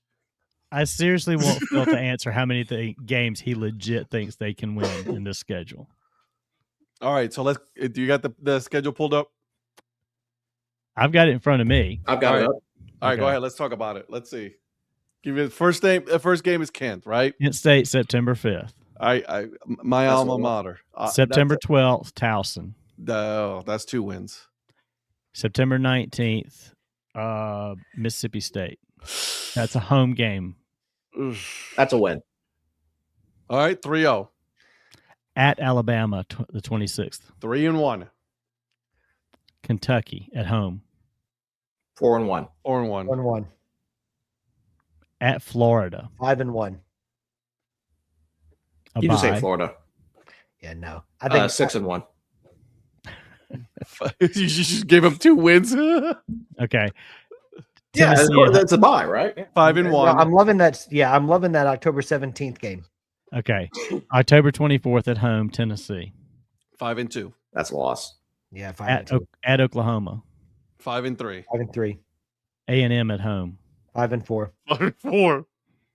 Arizona. Oh, excuse me, Arizona. Arkansas. Excuse me. Arkansas at Arkansas. 6-4. Georgia at home. And which one? 6-5. 5-6. 6-5. And then Clemson at Clemson. Oh, that's a cinch. That's 6-6 right there. They end the year 6-6. Okay, so y'all are predicting they will beat Mississippi State, Kentucky, Florida, Arkansas in the conference. I think they will lose to Arkansas. Yeah, I don't. No, see, I think they're going to win against Arkansas. Are you a big Ryan Silverfield fan? Absolutely. Man, but also it's I don't know, it's at Arkansas, so I can see that. Man. Shout out to Charles Huff going to Memphis, man. All right, I'll put the over under at. Keep it at 4. 4.5. I say they go over. Yeah. Phil said, "What we're going actually? I will be fair because I think maybe they'll win. Let's say the over under is 5.5. I'll put the over under at 5.5. That's fair. That's a good one. I think I'm going to take the under, but I think the over under is 5.5. I'll do the over. What'd you put the line at? 5.5. And this is for the Gamecocks, right? Yes. I'm going to take the over on that. Yeah, I'll take the over. Okay. Yeah. See, Eric is missing some good conversations tonight, man. I mean, shoot, they're going to beat Clemson. I'm just kidding. He's having a fun time with the family. Yeah, I'm going to go under. I think it's basically hinging on that Arkansas game. They're losing the Seller brothers. Well, that means they're going to. And I don't think Florida is going to be as awful as they were this year. Yeah. Mike, all that means is they're getting some buyers. So at the same time, you're thinking that the South Carolina, it's also it's going to be bad. Well, I'm not going to say that. I don't know. They were competitive. Yeah, they were competitive. They have some issues. I will say this. They've made a couple of good hires. So we'll see what happens with that. Yeah. I just think it's a tough schedule. That's a tough schedule. I'd like to see where that ranks in the whole scheme of tough schedules. We're definitely going to take a look at later on, obviously Kent State, my school, your school, and later in the year, because I'm honestly intrigued. Yeah, Kent State, those are they're getting a lot of money to go down to Columbia to go play the South Carolina Gamecocks. So I'm not. Yeah, I mean, when you look at the bottom, I know what my school is. All right, I Right. know what I it mean, is. when I looked at this graphic and I saw that bottom row, Tennessee, Oklahoma, Texas A&M, Arkansas, Georgia, Clemson, I'm like, holy crap. Coming out of a Dude, bye week, that is one hell of a run you got to go through at the end of the season. I was just going to ask when we go into the NFL discussions. I don't know if have you guys heard the Joe Burrow conversation? I have heard that. I have. We were about to go into picks next, and when we got to the NFL, we would have talked about it there. All right, cool. I'll hold. Yeah. Hey, Phil, you could have joined the ACC. You'd had a better chance over the years. I will give you that. They might just do that. Hey, listen, all these conferences are stupid. By the way, I texted you earlier, like, I've got some people talking about, because we and me had a conversation about Alabama that didn't belong and all that, and they put their comments, and I'm like, and it was like, one of us like, see, this is why you're not in the on the committee, because that's stupid text. I'm like, first of all, you're trying to insult me with your name Connor with E? Really? Let's not. Okay, bad take out of you. First of all, learn how to spell your name. Second of all, neither are you. Right. At least I put my thoughts out there. Connor, you haven't been telling people about the correct rankings in the BCS? Yeah, apparently not. Damn, Mike's going to bed early. I'm sorry, I just didn't mean to interrupt you, but Mike's he's heading out at 9:30. He's usually hanging with us till 10. So yeah. Anyway, go ahead. Then I got another numbnuts on TikTok. You saw that? I know you saw those. The TikTok one is the one that I loved. Just because you can have a podcast doesn't mean you should. Right. No ball. Right. I love that one. And then wait, someone commented that. But by the way, I think they took out the comment. They deleted the comment. Because I was like, just because you can have a TikTok channel does not mean that you should have one. And then they're gone. There it is. It's gone. It's no longer there. Yeah, just real quick on the Joe Burrow things you brought up, and I saw Lynn's comment here too. I mean, he did sound kind of like a defeated guy, like he's just not having fun. He's like, why should I do this if I'm not having fun? It kind of went a little darker. I mean, I get it. He's coming back from injury and all the time that he's had away, and they're a also, bad he team. plays for the Cincinnati Bengals, who's also bad, cheap ownership. Yeah. It's cheap ownership and a bad team, and no offensive line.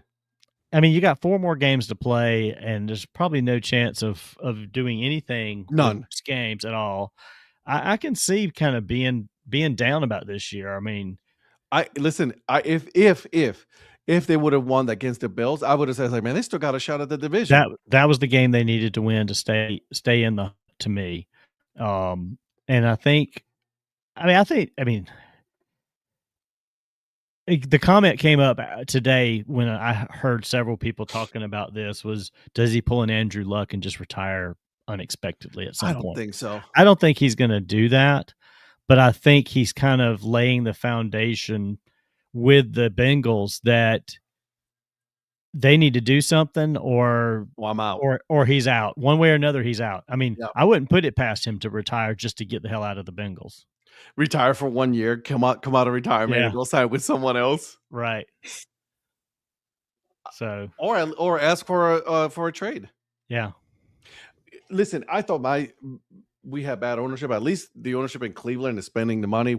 Are they spending it correctly? No, but at least they're spending money, right? The Bengals ownership, they're just bad owners.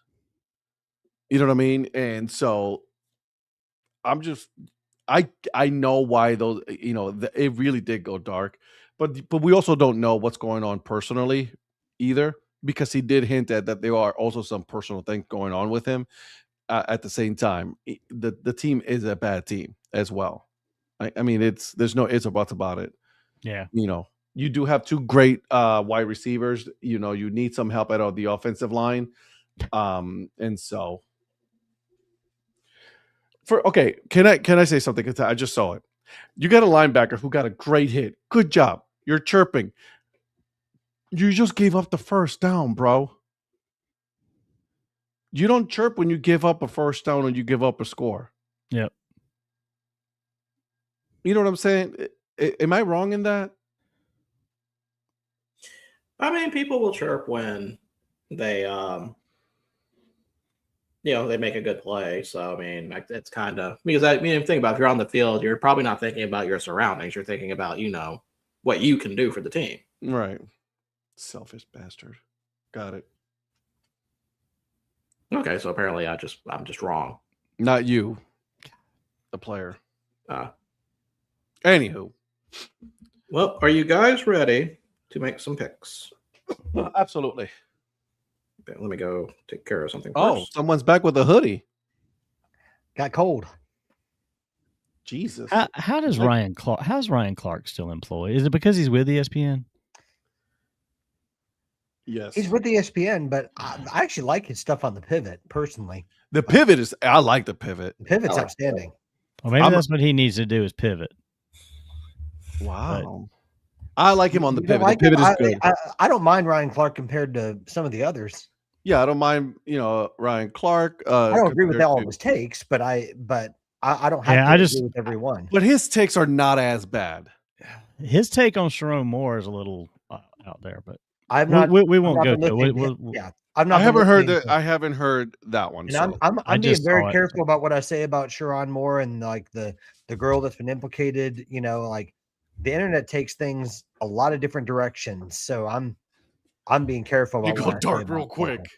You what? They go dark real quick. They do.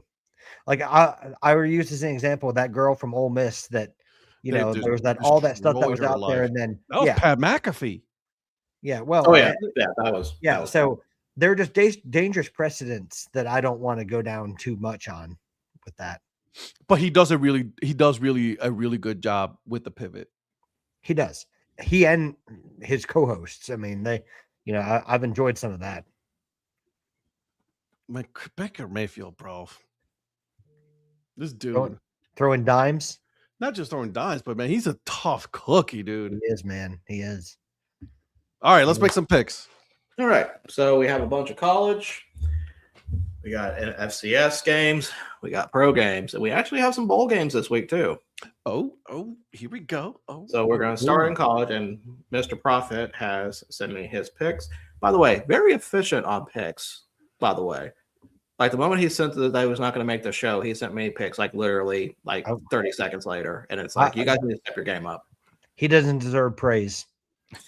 Yeah, because listen, I'm not Patrick, giving him praise for shit. What are you Patrick and Donnie? Patrick and Donnie, I know if I ask for picks, you'll give me them like within the day, and then Ed is whenever he feels like it, and sometimes he won't even pick all the games. And you're welcome.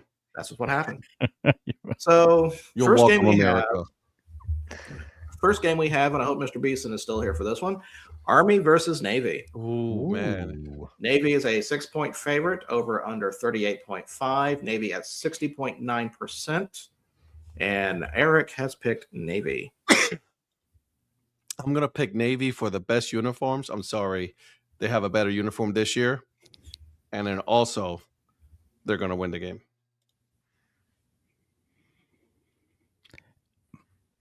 I got to stick with my friend Edward, who was in the Navy and went to Naval Academy. I didn't go to him since the first grade. And we've known each other that long? Yeah. You don't remember? Mm-mm. I got to go Navy. I've been riding the Navy wave all year. You have been. I'll give you props for that. You have.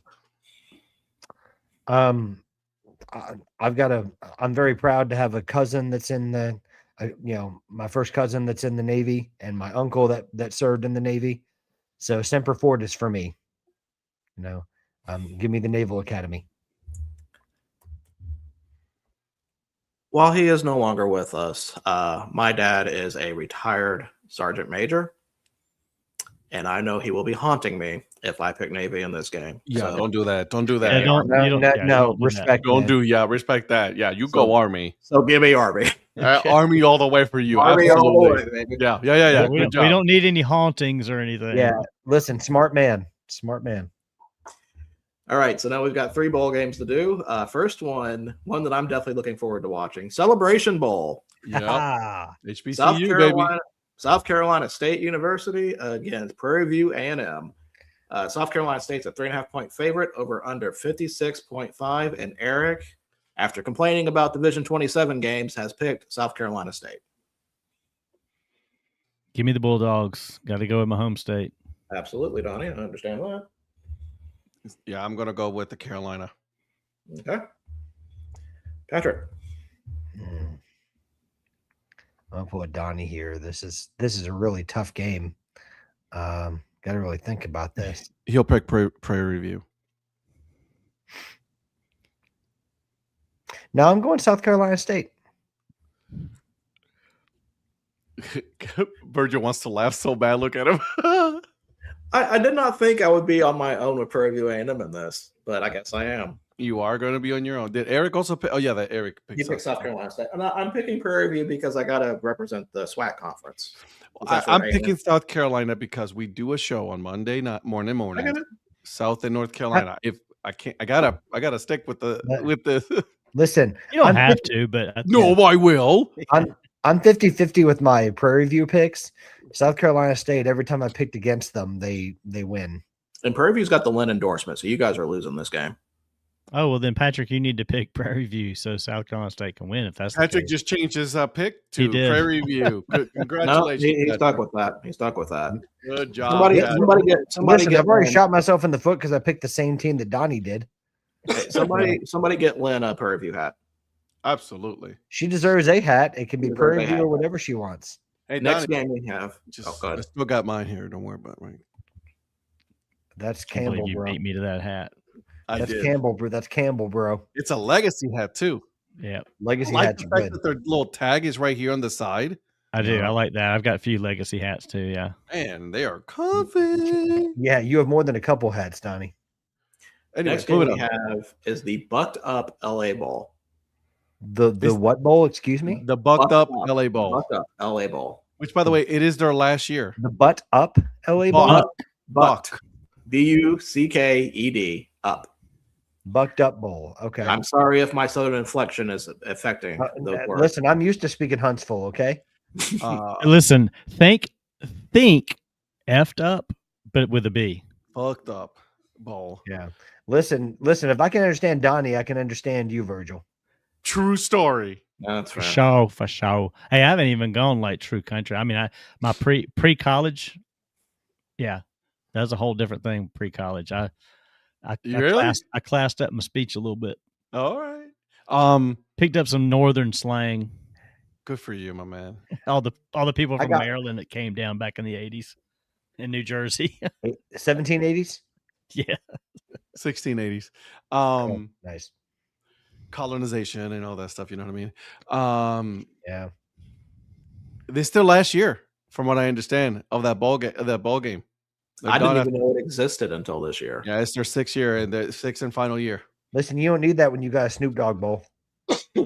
This is true.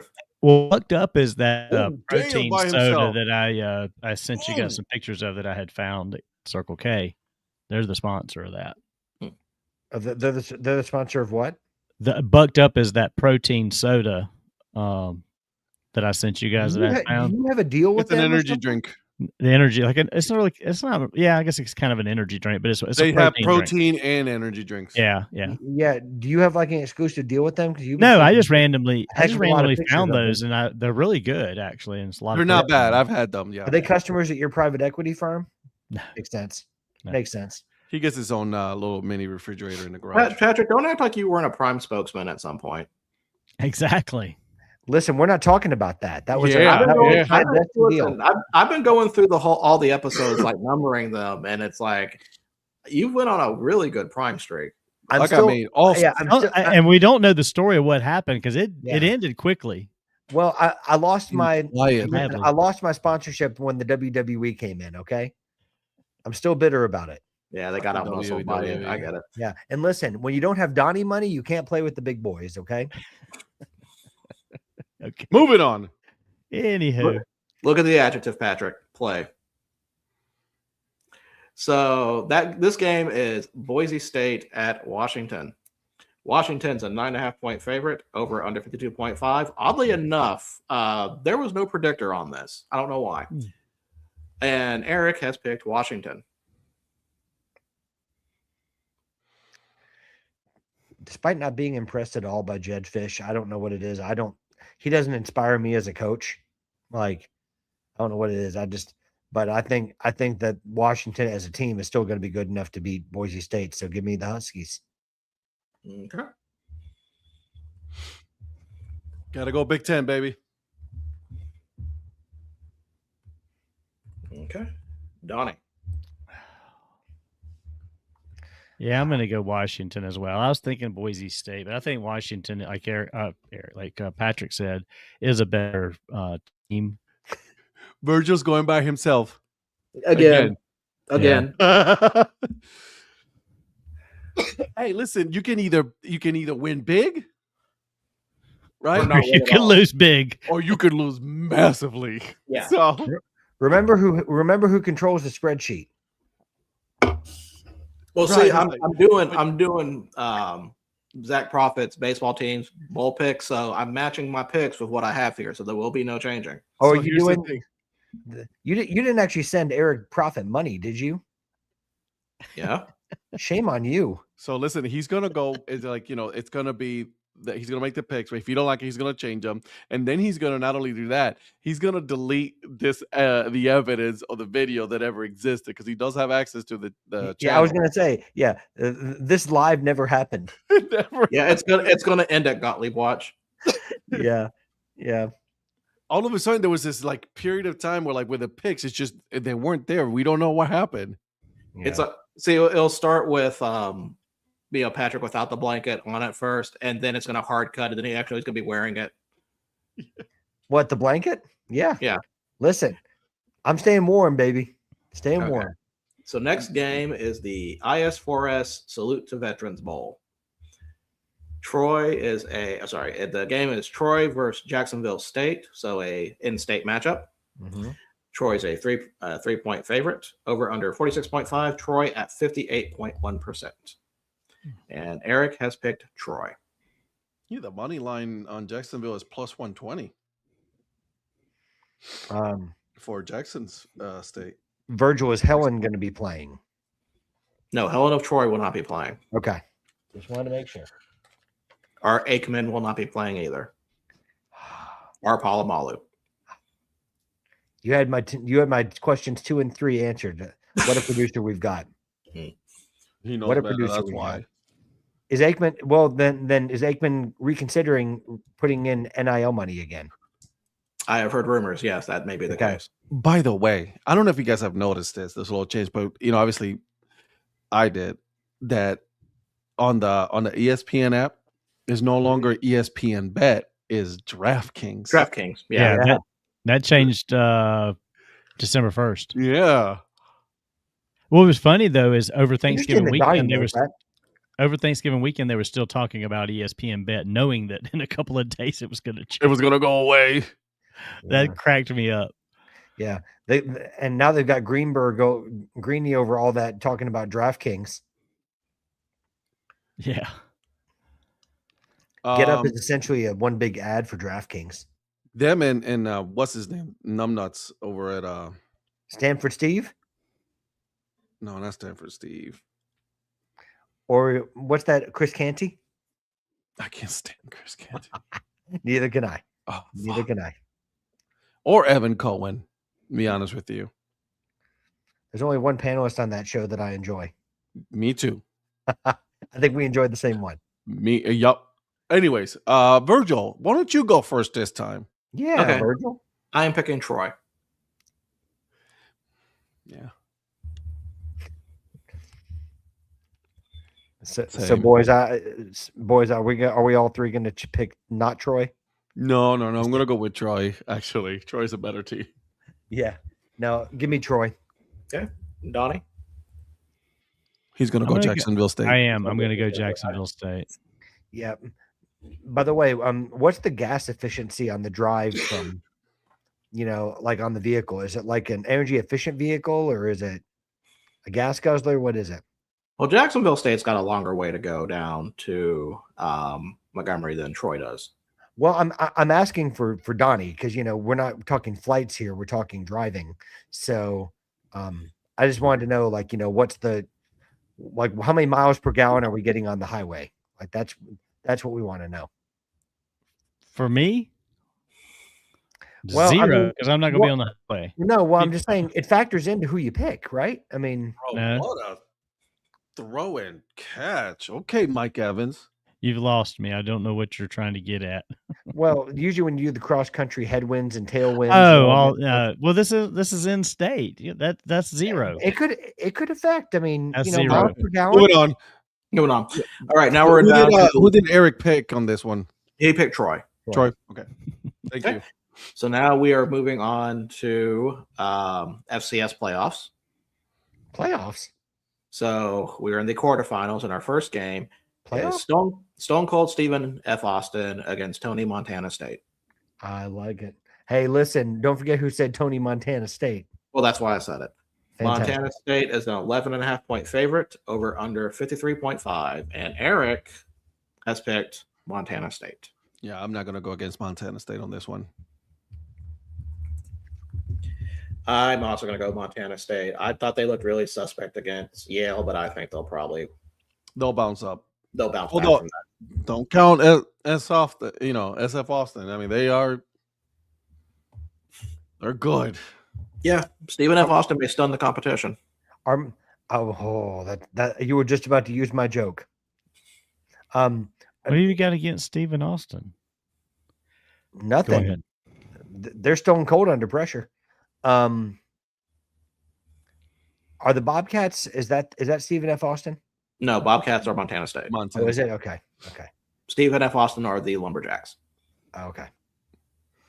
By the way, have we made any progress? Really? Have we made any progress about, since they're going to be on in prime time, have we made any progress about making sure they're not SF Austin instead of SFA? Have you heard about that story? No. So if you look at the scoreboard, I think whenever Stephen F. Austin is on ESPN programming, then they always have it like as SF Austin instead of SFA. Yeah, And never noticed that. They've been trying for 10 years to try to get ESPN to change it to SFA, and they've never been successful. So they're still. ESPN don't give a fuck about nobody, bro. Well, I'm just saying that, but they were check out Stephen F. Austin's social media about how they've added ESPN, and their AD and their coach are trying to get it changed to SFA since they're going to be on. They're the only primetime game on. I think they're on tomorrow night. Yeah. Yeah. So yes. So I hope Stephen F. Austin gets to. It's a small thing, but it's kind of ridiculous. They've been trying to get it changed for 10 years, and they can't get anyone on to help them out with that. It's kind of ridiculous we're talking about it, but okay. I know, so stupid. I'm just bringing. I'm just messing. Don't hate with me. you. It was just a story. I mean, it doesn't make any sense why it would be that way. But why do they care? Because it's a ESPN, and it's their school, it's their name. I was going to say that they're taking pride in their name, and I mean, they're not Clemson that get on national TV every week. They don't all have your money and Dabo's money that they can throw at the problem. I don't see this as an issue. You don't understand their problems. I don't understand what ESPN would think that would be the other SFA that people would confuse them with. Because it's ESPN. Yeah. You identify with big money, so I don't expect. Give me Montana State, by the way. Let's move along. Patrick? Who'd you take, Donnie? Montana State. You know what? Give me Stephen F. Austin. You're fighting a battle for him, so you should. You take better. him. I was going to say, like, after all this bullshit you just talked about, you go off on all that, and you know don't that. pick them. I'm going to really come after you. No, you will automatically change that pick for you on that. So one. this is weird. I put SFA in the Excel spreadsheet, and it auto-corrected to SF Austin. Weird. So weird. True story, bro. Yeah. Next game. Now we're into the Saturday games. Oh man. Villanova at Tarleton State. Tarleton State's a 14.5-point favorite over under 55.5, and Eric has picked Tarleton State. I'm not going against Eric either on this one. I'm not either. Yeah, give me Tarleton State. Tarleton State's look good, man. So give me Tarleton State. I'm sticking with Stephenville. I'll take Donnie? Tarleton State as well. But I am wondering, does ESPN put villain and leave the OVA off of Villanova? No, they'll I thought put they call VILL. Don't they just call them Nova? They just call them Nova. Oh, so they leave the Vil off. Okay. Well, they when they're really good, they call them Supernova. So, Well, if they leave Villa, I'll be thinking that Aston Villa is playing Tarleton State, and that's where I get confused. so I thought they were That does playing. sound like a soccer match. I actually thought they were playing David Villa, but that's just me. Moving on. All right, next game, South Dakota at Montana. Montana is a 10.5-point favorite over under 56.5, and Eric has selected Montana. Give me the Grizz. I'll take the Grizz. Doggone it. Everybody loves the Grizz. Give me the Doggone it. Coyotes. You're going South Dakota. Going South Dakota. Smart. Okay. You picked against Donnie. I am going to go Montana. And the last game, the game that everyone's looking forward to for the That's sake of my right. sanity, Illinois State is traveling to the Cowards at UC Davis. Now, why doesn't ESPN have them as the Cowards is beyond me. Exactly. That's a very good question. I probably should write a letter. You should. Cowards Put it on are social 2.5 media. point- You guys can make Cowards fun of me are all you 2.5 want. point I favorite sent you the tweet, so read it and weep. over. You should- Okay, hold on. Were we acting like we didn't believe him? Yes, No, yes, we believe yes, you. you did. You acted like you didn't believe me. Oh gosh. I'm weeping. Go sit in your rocking chair. Golly. I'm nothing but supportive of Virgil, and now he's He's abandoned you. and now he's teaming up with old man Wise. He first of all, he made me sick Kamani Vidal last week, and now No, he's stay here. yeah. See, now he's first- teaming up with old First man you stay Wise. outside And, of the profit, now this. yeah, and Daddy and Daddy Donato over there. That's right. Don't you ever forget who's your daddy. Mhm. Yeah, there you Alright. go. Don't you Yeah. ever forget it. No, Fight nice, boys. Fight nice. Fight nice, So- boy. So before I was rudely interrupted, let's go over this again. UC Davis is a 2.5-point favorite over under 56.5. And Eric has drank the Kool-Aid and is going for Illinois State. Me too. Me too. Virgil, do I pick Cowards? That's up to you. No, I definitely drank the Kool-Aid. I've been one of the few on here that's been sticking up for Illinois State. So, That's true. Yeah. So give me Illinois State. I will personally apologize if Illinois State loses this game because Okay. I have let you all down, but give me the Redbirds to beat the Cowards. I was gonna say, I was like, dude, if you don't fucking pick, I was about to say, if you pick- the I Cowards, said, listen, if you picked the Cowards, I would want Ed to clip this up and just say the biggest turncoat in history. Benedict Arnold like pales in comparison. It would be the biggest heel turn on DHC, yes. Listen, and it would be as well received as John Cena's heel turn. So Hurtful, by the way. I'm going to have Travis Scott come and break your ankles.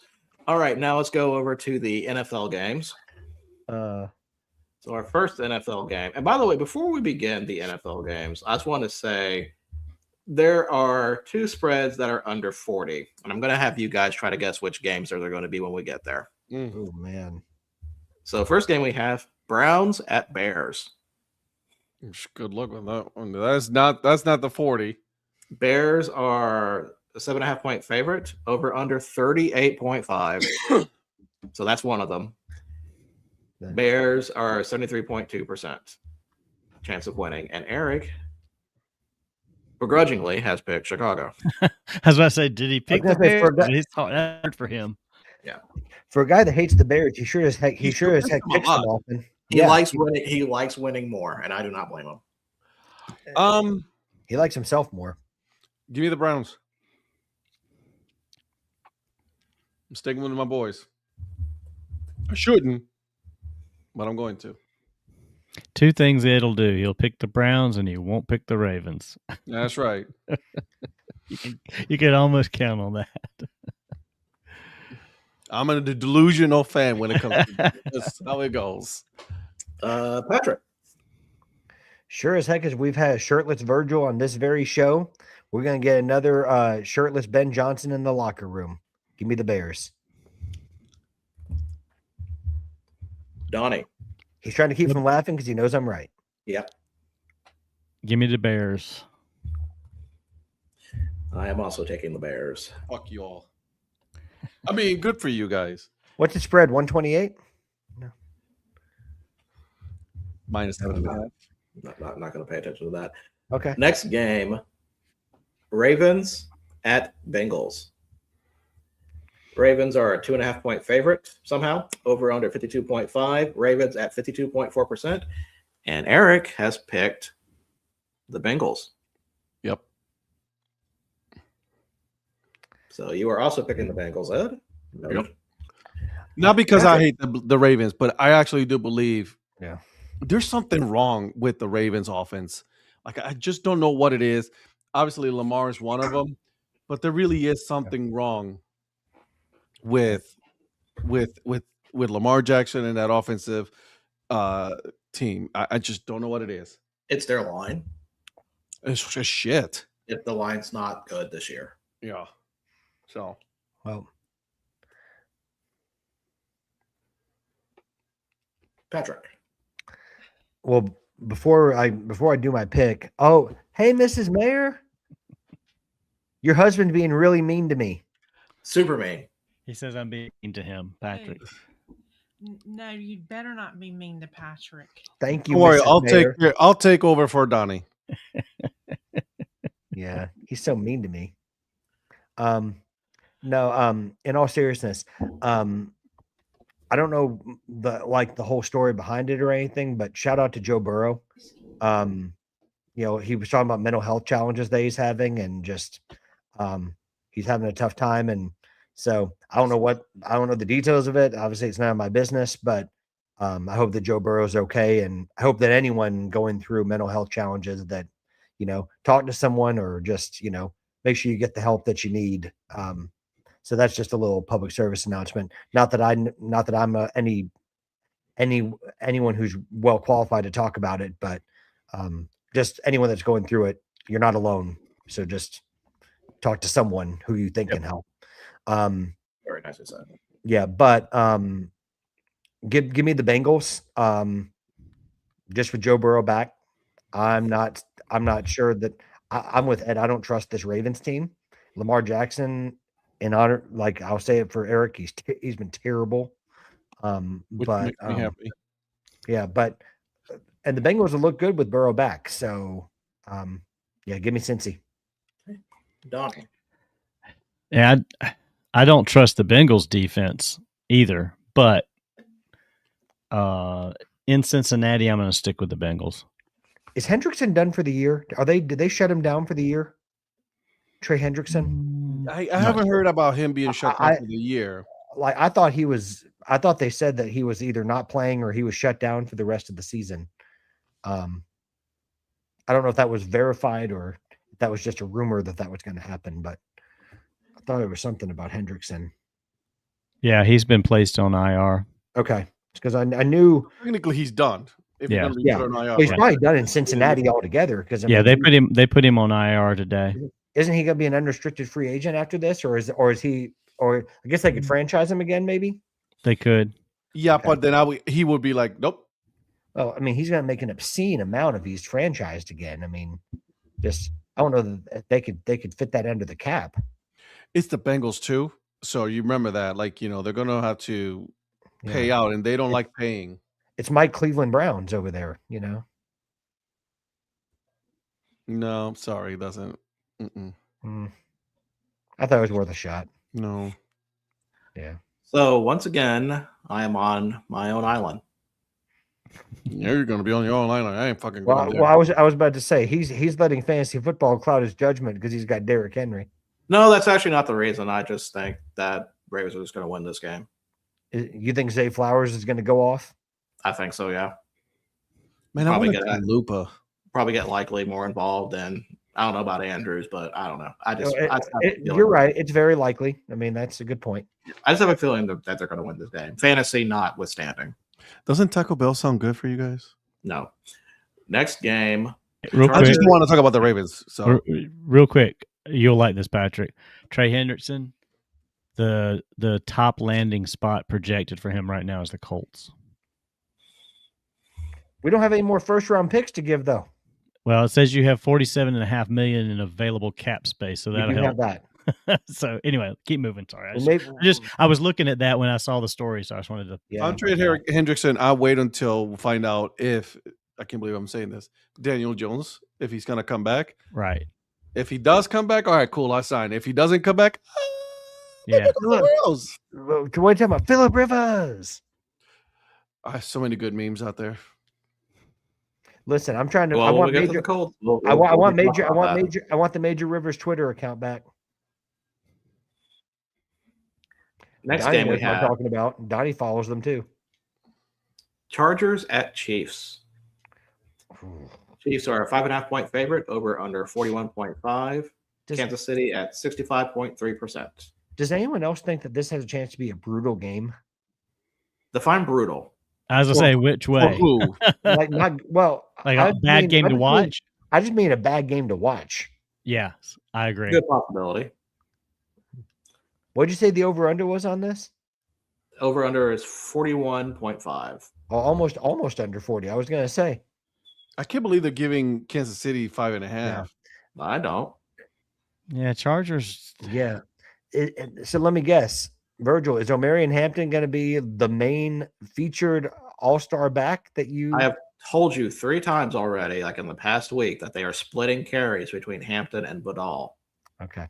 Well, now it's on tape. So On tape. It's been on tape for the past 3 times. It has. Give me the Chargers. Okay. Profit picked Chiefs, but I think you guys already knew that. Yeah, we knew that. yeah, Patrick. I'm not impressed by either team, but give me the Chargers. I think they'll have confidence after coming off that Hold win on a against the Eagles. Time the fuck on. Hold on. Oh, I no. just said that I'm surprised that they're giving the Kansas City Chiefs 5.5, and you're like, I'm not. And now you're gonna go against what you. I didn't say that. That was me that said that. Listen, get your quotes right, bro. I'm the one who said the quote. Check yourself before you wreck yourself. Moving on. Right. Because of the hat I'm wearing. I got you. Yeah, Donnie. it's because of the wreck. I'm going to take the Chefs. And he muted me. Okay. I am also taking the Chiefs. Great. You're putting me with him as the only ones that are picking it on the Chargers. Great. That's a you problem. That's not my problem. Next game. This should be a good one. Bills at Patriots. Bills are a 1.5-point favorite over under 50.5. And Buffalo is a 54.3% on the predictor. This one's not going to be an easy one to pick. Stay safe, Lynn. So, Eric has picked Buffalo. I will also be picking Buffalo. Just so you guys can't blame me for going last. I'll go with the Bills too. I think the Patriots could win this game. It's at home. I think this is one of those ones that the Bills probably should lose, but they'll find a way to win it. Give me the Patriots. I'm going Patriots as well. That Bills defense is leaky. It's so suspect. Yeah. Dude. Yeah, I mean, and with the way that that Patriots team is clicking right now, Drake May is looking good too. I think Drake May is going to slice up that defense. And you know who else is going to have a big game? Donnie, get ready to have a good fantasy week. But I think Travion Henderson's gonna eat that Bills defense for lunch because I need him and Josh Allen to have a big game. Oh, but I'm saying, and I think Josh Allen's going to be fine. Josh Allen will score points, but I think that Bills rushing defense or the lack thereof is going to really against good teams. That's going to kill the Bills. Yeah. So kill Bill, we got it. Yep. And volume NFL. So, you and Ed matching again and going separately from everybody else. You two just have a bond going. we do. Listen, I am an Ed Rivera fanboy. I've said that. He's I've just told him jealous that. about Jolly. What's that? You're just jealous of Jolly. Well, listen, I've had these repressed feelings. Okay, so I just have to, I Moving project. on. I project. Next game we have Commanders at Giants. Giants. You're all over the place, dude. I can't follow you right now. What do you mean I'm all over the place? Bro, He's going straight down the list. I'm going straight down the ESPN. list, Ed. What about the Cardinals and Texans, the Jets and Jaguars? Those are on down the list on my ESPN. Not on mine. You know that Donnie keeps his beloved Jaguars. Yeah, dude. I'm literally like right after the Bills and Patriots, Bengals, Ravens and Bengals, and then Jets, Jaguars. No, mine are. The phone must be different than the computer. Yeah. Donnie, are you hanging out like in paradise right now? I'm trying to get Biscuit. There's Biscuit here. Hey, he keeps walking Biscuit. by. All y'all see is his tail. Hi, Biscuit. Biscuit, who do you pick between Commanders and Giants? Oh, he's already gone. Yeah, I'm trying to get him out of here. By the way, Virgil, I need the Mocha Magic mascot to help me with my picks. She said play Vidal, but you ignored her. So No. Don't incriminate that sweet girl. I know what she said. I'm gonna take the Giants. Yeah, I'm gonna take the Giants just because of I don't think Daniels is back. Yeah. He's done, ain't he? He's done. Mariota's starting. Mariota's in. Yep. Patrick. And I think Jackson Dart's back for the Giants as well. Jackson Dart's back. By the way, shout out to the national treasure Jameis Winston for a fantastic appearance on Fox NFL Sunday last week. He was gold as he always is. We don't deserve Jameis. He's the gift that keeps on giving. But yeah, I think Jackson Dart being back probably helps them. And although I need him to have a bad game because Kish has him in fantasy. So you've got Singletary though. Yeah, but I don't need Dart to have a good game. Well, I need Singletary to run the ball. I don't need Dart to throw it. That being said, I will take the New York Football Giants. Okay, I'm also taking the Giants. Sweet. Next game, Raiders at Eagles.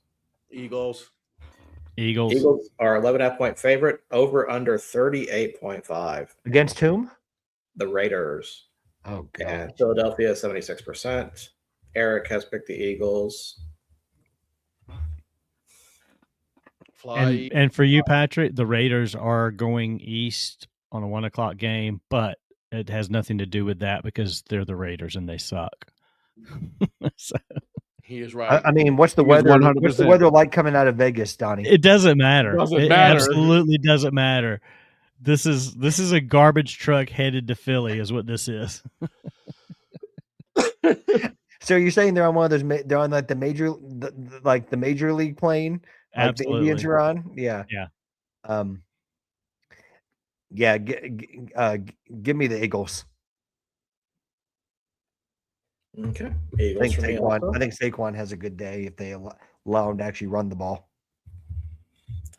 Next game, Jets at Jaguars. Jaguars are a 13.5-point favorite, over under 41.5. Jacksonville at 77%, and Eric has selected Jacksonville. Who are the Jaguars? I'm sorry, the Florida Fighting Donnies. Thank you. Okay. Yeah, give me the Jags. Same. Florida Fighting Donnies. Same. I don't expect this one to even really be close. No. Donnie, your Florida Fighting Donnies just might win that division. Yeah. I mean, your quarterback going down helped because I think the Colts were running away with that division, to be honest with you. Listen, I'm currently in therapy over that too, over that depression. So, you know. Speaking of a team that may need therapy after this game, Cardinals at Texans. Oof. Houston's a 9.5-point favorite, over under 42.5. Houston at 71%, and Eric has selected Houston. The same. That Texans defense has been playing lights out. Right. Give me the Texans. Same. The true Texas team. Yeah. I thought you were going to say the true class of the AFC South, and I'm like, I can't exactly disagree. Yeah, I'll take the Texans as well. Yeah, Texans for me. Is Stroud playing? Mm-hmm. Even if he wasn't, I would still probably pick the Texans. Oh, I would too. I mean, if Davis Mills is the truth. He's like a modern day Matt Schaub. Just had to get Matt Schaub back in there again. I know he was finding a way. But I was right about Matt Schaub being at Virginia. Yes, you were. I have to give you props for that. Next game, Packers at Broncos. Ooh, Packers are a 2.5-point favorite, over under 42.5. Green Bay at 52.9%. So I asked Mr. Prophet earlier, was he surprised by the Broncos or the Packers being a road favorite against the Broncos? And he said no, and this is a direct quote from him. Virgil Brooks says the Broncos are frauds, and my wife tends to agree.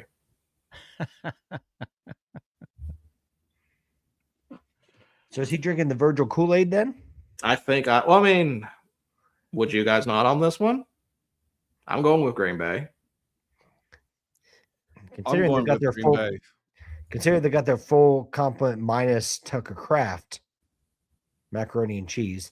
Give me go Pack go. Okay. Donnie. Man, He's going to pick the frauds. He's going to pick the frauds. I already know it. He is. No, He's got to cement his place as Val's favorite because Val loves Donnie, and he's not gonna give up that coveted spot. No, this is actually a tough pick because I think Broncos at home help give them, to me, a little bit better edge, but everybody's picked the Packers though. Everybody's picked Packers so far. Their edge rushers are just fine, Donnie. Don't worry. Yeah. I'll go Broncos just to be different. See, told you he was going to pick the frauds. He's worried about that plane trip, from Green Bay to Denver. Right. Next game, Lions at Rams. Rams are a 5.5-point favorite, over under 55.5. There's not a lot to talk about Rams. We're not doing the bit yet. And Los Angeles Rams are 57.3%. Rams. And Prophet has picked the Rams. Ed? Rams. Okay. Donnie? Rams. Patrick? I don't know that team. The Los Angeles Valiant Virgils. I love it when you say it. I would like to submit a pick for the Los Angeles Valiant Virgils, please. All right. And same for me. Like I said. Next game, Panthers at Saints. Panthers are a 2.5-point favorite, over under 40.5. Carolina at 53.1%, and Prophet has picked the Panthers. Good man. I'm sorry, come again. I know. I got to gargle some mouthwash after we're done, but I got to go with the Panthers. They're my guys. Got to ride with the Panthers. Okay. You said the same, Ed? Okay. Got it right. Come on, Carolina boys. Got to stick together on this one. Patrick. Yeah, the brand new Panthers fan up there. Don't hate. Don't be jealous. Yeah, even though Donnie went on this whole soliloquy about how the Saints are not that terrible of a team in the last episode, and he was setting himself up. I said they're not a horrible bad team. They're not a horrible bad team. In other words, you were just trying to do some political spinning in case the Panthers lose to the Saints again. But that being said, I'm going to go with the Carolina Courageous Donnies. Yep. Yeah, I'm going to go with Panthers also. Next game, Titans at 49ers. 49ers are a 12.5 point favorite over under 44.5. San Francisco at 83.3%. And Profit has selected San Francisco. Yeah, give me the Niners. I don't even know why the spread's as low as 12.5. They are fully healthy now, right? Niners? Yeah, they got everybody back. They should. Yeah, pretty much. I believe they do. Well, even Brandon Ayuk. Okay, Brandon Ayuk. Well, not, but Yeah, They got that's the one- I was going to say, 49ers. when did that happen?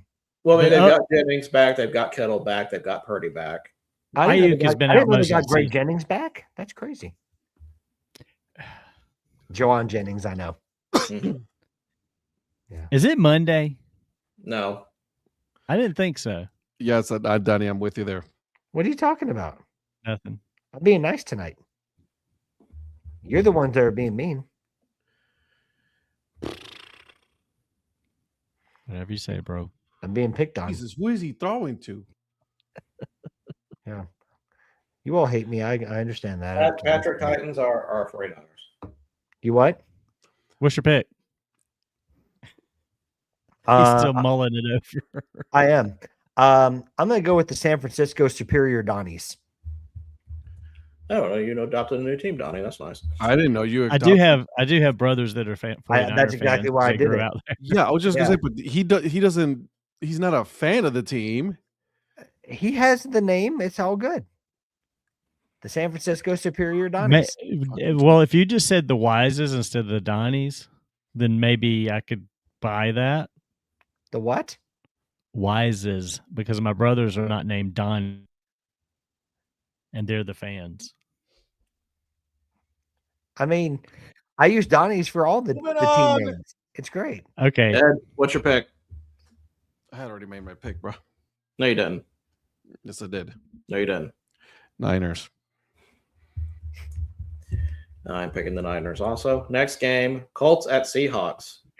Seahawks are a 13.5 point favorite over under 42.5. Seahawks at 71.5%.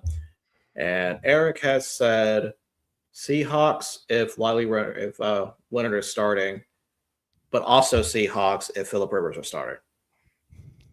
Yeah, give me the Seahawks. Seahawks as Phillip Rivers is playing at all. We'll find Seahawks. out tomorrow. Seahawks for me. Sorry, Patrick. You know what? Heck with it. We're going to go with the Indianapolis Industrious Virgils. What the fuck? I agree, Ed. I don't know how I got another team. Well, you got that one because they listened to what you said during the fantasy football matchup and did your bidding, so they became your team. What As a bidding result they of that. what bidding did Are they you- do? Are don't you remember. high? No. Like I got like 3 points between all my Colts players that week, and they served Virgil that week, so they became the Indianapolis Industrious Virgils. Moving on. Okay. Next game, Vikings at Cowboys. Cowboys are a 5.5 point favorite over under 47.5. Dallas at 61.7%. Eric has picked Dallas. Give me the Cowboys. The Vikings, I don't know what they are this year. Ed? Cowboys. I hate to pick the Cowboys. I can't pick Vikings here. Patrick. Give me the Cowboys. The Vikings of. This is like having to pick Ohio State or Alabama in a playoff game. Like, Jesus Christ. Can we have a better game? Yeah, we did. Ohio State. I mean, I don't understand like that whole that was a great game. No, I mean Cowboys Vikings. Like, can we have a better game? Something. Oh. No, I'm with you there. For Sunday night football, yeah, that's gross. All right. And our last game, Monday, Dolphins at Steelers. Steelers are a 3 point favorite over under 42.5. Pittsburgh at 59.8%. Profit has picked the Steelers. The fact that Pittsburgh only is a -3 on this one is telling. Mm-hmm. I love that ESPN just gets the shit games on Monday night. I was going to say, has there been a good Monday night game yet this year? I don't think so. I can't think of one. Wasn't Jacksonville, Kansas City actually pretty good? Maybe that one. Yeah, that was probably one. But Prime has actually been getting the better games. Yeah. Because this game right now going on is actually a pretty good game. And they get advantage being on Thursday night. A lot of these guys wear There's these nothing going on here. uniforms. They throw in a throwback uniform or something cool. Give me the Dolphins. Okay. Patrick. Give me the Dolphins. They've had a little bit of a resurgence here late in the season. As much, I mean, from the depths that they were at. So give me the Dolphins. The Donnie. depths where they were at. Wow, like I mean, you went deep on that one, bro. It's pretty good. I have my moments. Yeah, okay, I'll give you that. Against my better judgment, I'm going to pick the Steelers, mainly for Mike Gurrell and content. I was just gonna say because like Hashtag content. I was going to say there's no other good reason to do it other than that. I mean, the Dolphins are probably going to win. This is a crap game, but I'll throw a bone to Mike Gurrell and go Steelers on this one. I would throw my bone to him, but He's all like, he's going to ask tomorrow, anybody pick the Steelers? And you're going to say you're looking at him. I'll say I did. Yeah, I went with you, buddy. Oh, you can also tell him that I will also be picking this. Oh, okay. I'll let him know. Me and Virgil are on the Steelers bandwagon for a night. Okay, now it's time for over-unders. Prophet already gave me his over-under for Green Bay and Denver over. So let me pull up picks for last week and see who won. Donnie, you were first. Oh, that's right. I won. I was almost dead last, wasn't I? Did you say almost dead last? Yeah. No, you were dead last. Then go ahead and pick go ahead. Have fun with it, guys. I'm going to take the under on Giants Commanders. Who finished in second? I did. Oh, okay, shocker. Okay. Okay, Eric. God. I am going to take. Let me see. I'm going to take the over on Colts Seahawks. No, well played. Not well played. Okay, because I was about to say. I wanted to see Patrick's reaction to that. Actually, give me the under on Celebration Bowl. The South Carolina State versus Prairie View A&M. I'm going to take the under.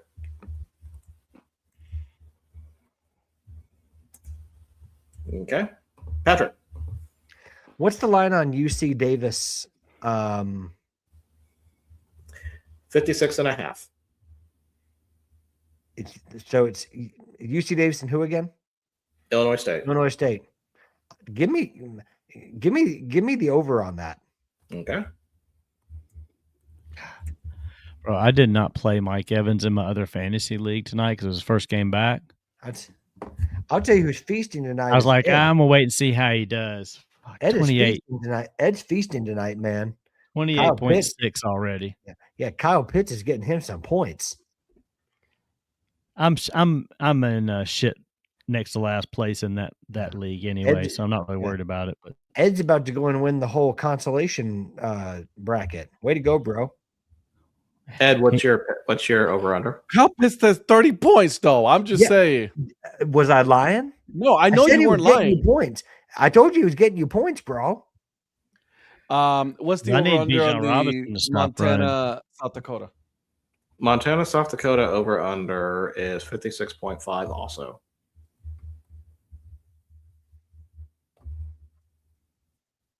Give me the under. Dude, how do you drop that ball? I saw that. Oh, that's bad. That was a touchdown waiting to happen, and he let it not happen. Okay. You cannot drop that ball, dude. You said under, right? Yeah, I did. Okay. Okay, that is it. Picks are saved and locked. So we are done with picks today. Good luck to everybody on this panel to see who will win this week. I will probably start off terribly. I can tell you that much. And then we'll start the the remontada arc. Somehow I managed to like the cream rises to the top, So I've never said that. That's something that you have said. Yeah, like I've never heard of him say anything along those lines. bro. No. Are we going to talk about how Chelsea signed a Burkina Faso international today? That'll be on Monday. Mohamed Zongo. I'm excited about that. We have some Champions League stuff to go over, and some Conference League stuff, and some Europa League stuff. Well, Yeah. I mean, Donnie was the one that told me, "Did you see that Chelsea's signing Mohamed Zongo?" And I was like, "What?" Hey, I sent you guys that thing earlier that showed that Chelsea is the most searched team in North and South Carolina, right? Which one? I sent it to you guys on the chat Gross. earlier. And Atlanta United is the most searched in Georgia. So That checks. I think, Patrick's searching in Georgia for Atlanta United. Mike Gorell's over here searching a bunch of Chelsea shit in South Carolina. I don't know who up there in North Carolina is doing it, but It ain't me. I can tell you that. Well, the reason you don't have to search for Tottenham Hotspur is you just have to search like trophy list and disappointment, and those are your Tottenham searches. Anyways, good luck to the Paladins. Playing out in Yeah. Cary. Are you guys going to Cary this weekend or It not? has to be the championship. Oh, you don't mess with semifinals. You just mess with championships. No, Saturday I can't because we have our friends party that we have to go to. So. I'm sorry. I can't make it to anything because I've just got all these friends and all the things I have to do. Well, yeah. Both games will be on ESPNU Friday. So I think Phil was asking earlier, were we going to pick those games? Yeah, Donnie, do you have a suite for both games or just the championship? Dude, I've got plans tomorrow night, and it's not soccer. But I did say, and if the Paladins make it to the championship game on Monday, I will be in Cary. And there's the accent right there. There it is, yeah. And by the way, no, I can go more if you want me to. No, we're good. I'll really go down there if you want me to. Yeah, and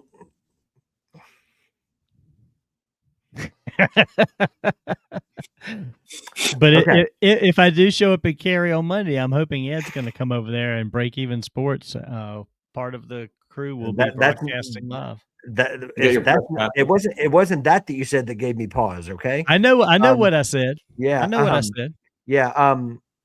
Even though he's been really, really, really mean to me tonight, I do want to give a shout out to one Virgil the Goat Brooks. He's been really mean to me tonight, but I 5?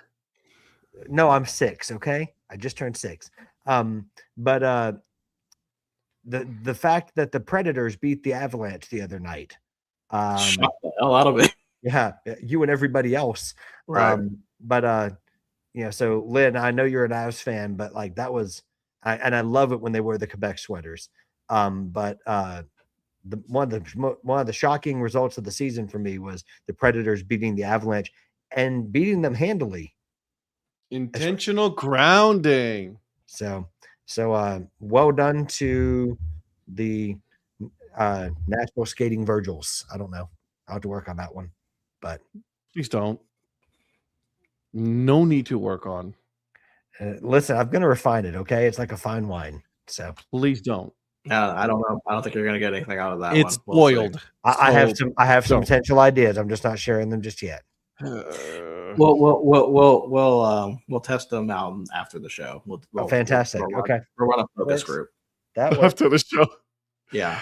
Yeah. All right. Yeah. Well, Ed, do you want to send this out? Yes. Well, guys, everybody, thank you so much for joining us. We back on Monday morning for Carolina specific show. Breakfast Takes. Well, Donnie and I will be talking about anything and everything that happened in North and South Carolina. Got to say North first. 6 a.m. 6 a.m. Eastern time. All right. Monday. And then later on that night, we will be having Break Even Sports where we will be talking about soccer. We will be talking about FCF football. We're going to be breaking down these playoff games. I'm excited for those. No F1 because that's the season's over. So there's that. So I'm sure we'll figure something else out. And then Tuesday, 8 p.m. Eastern time, See you then, guys. Have a wonderful evening. Bye. Have a wonderful evening, except for you, Eric.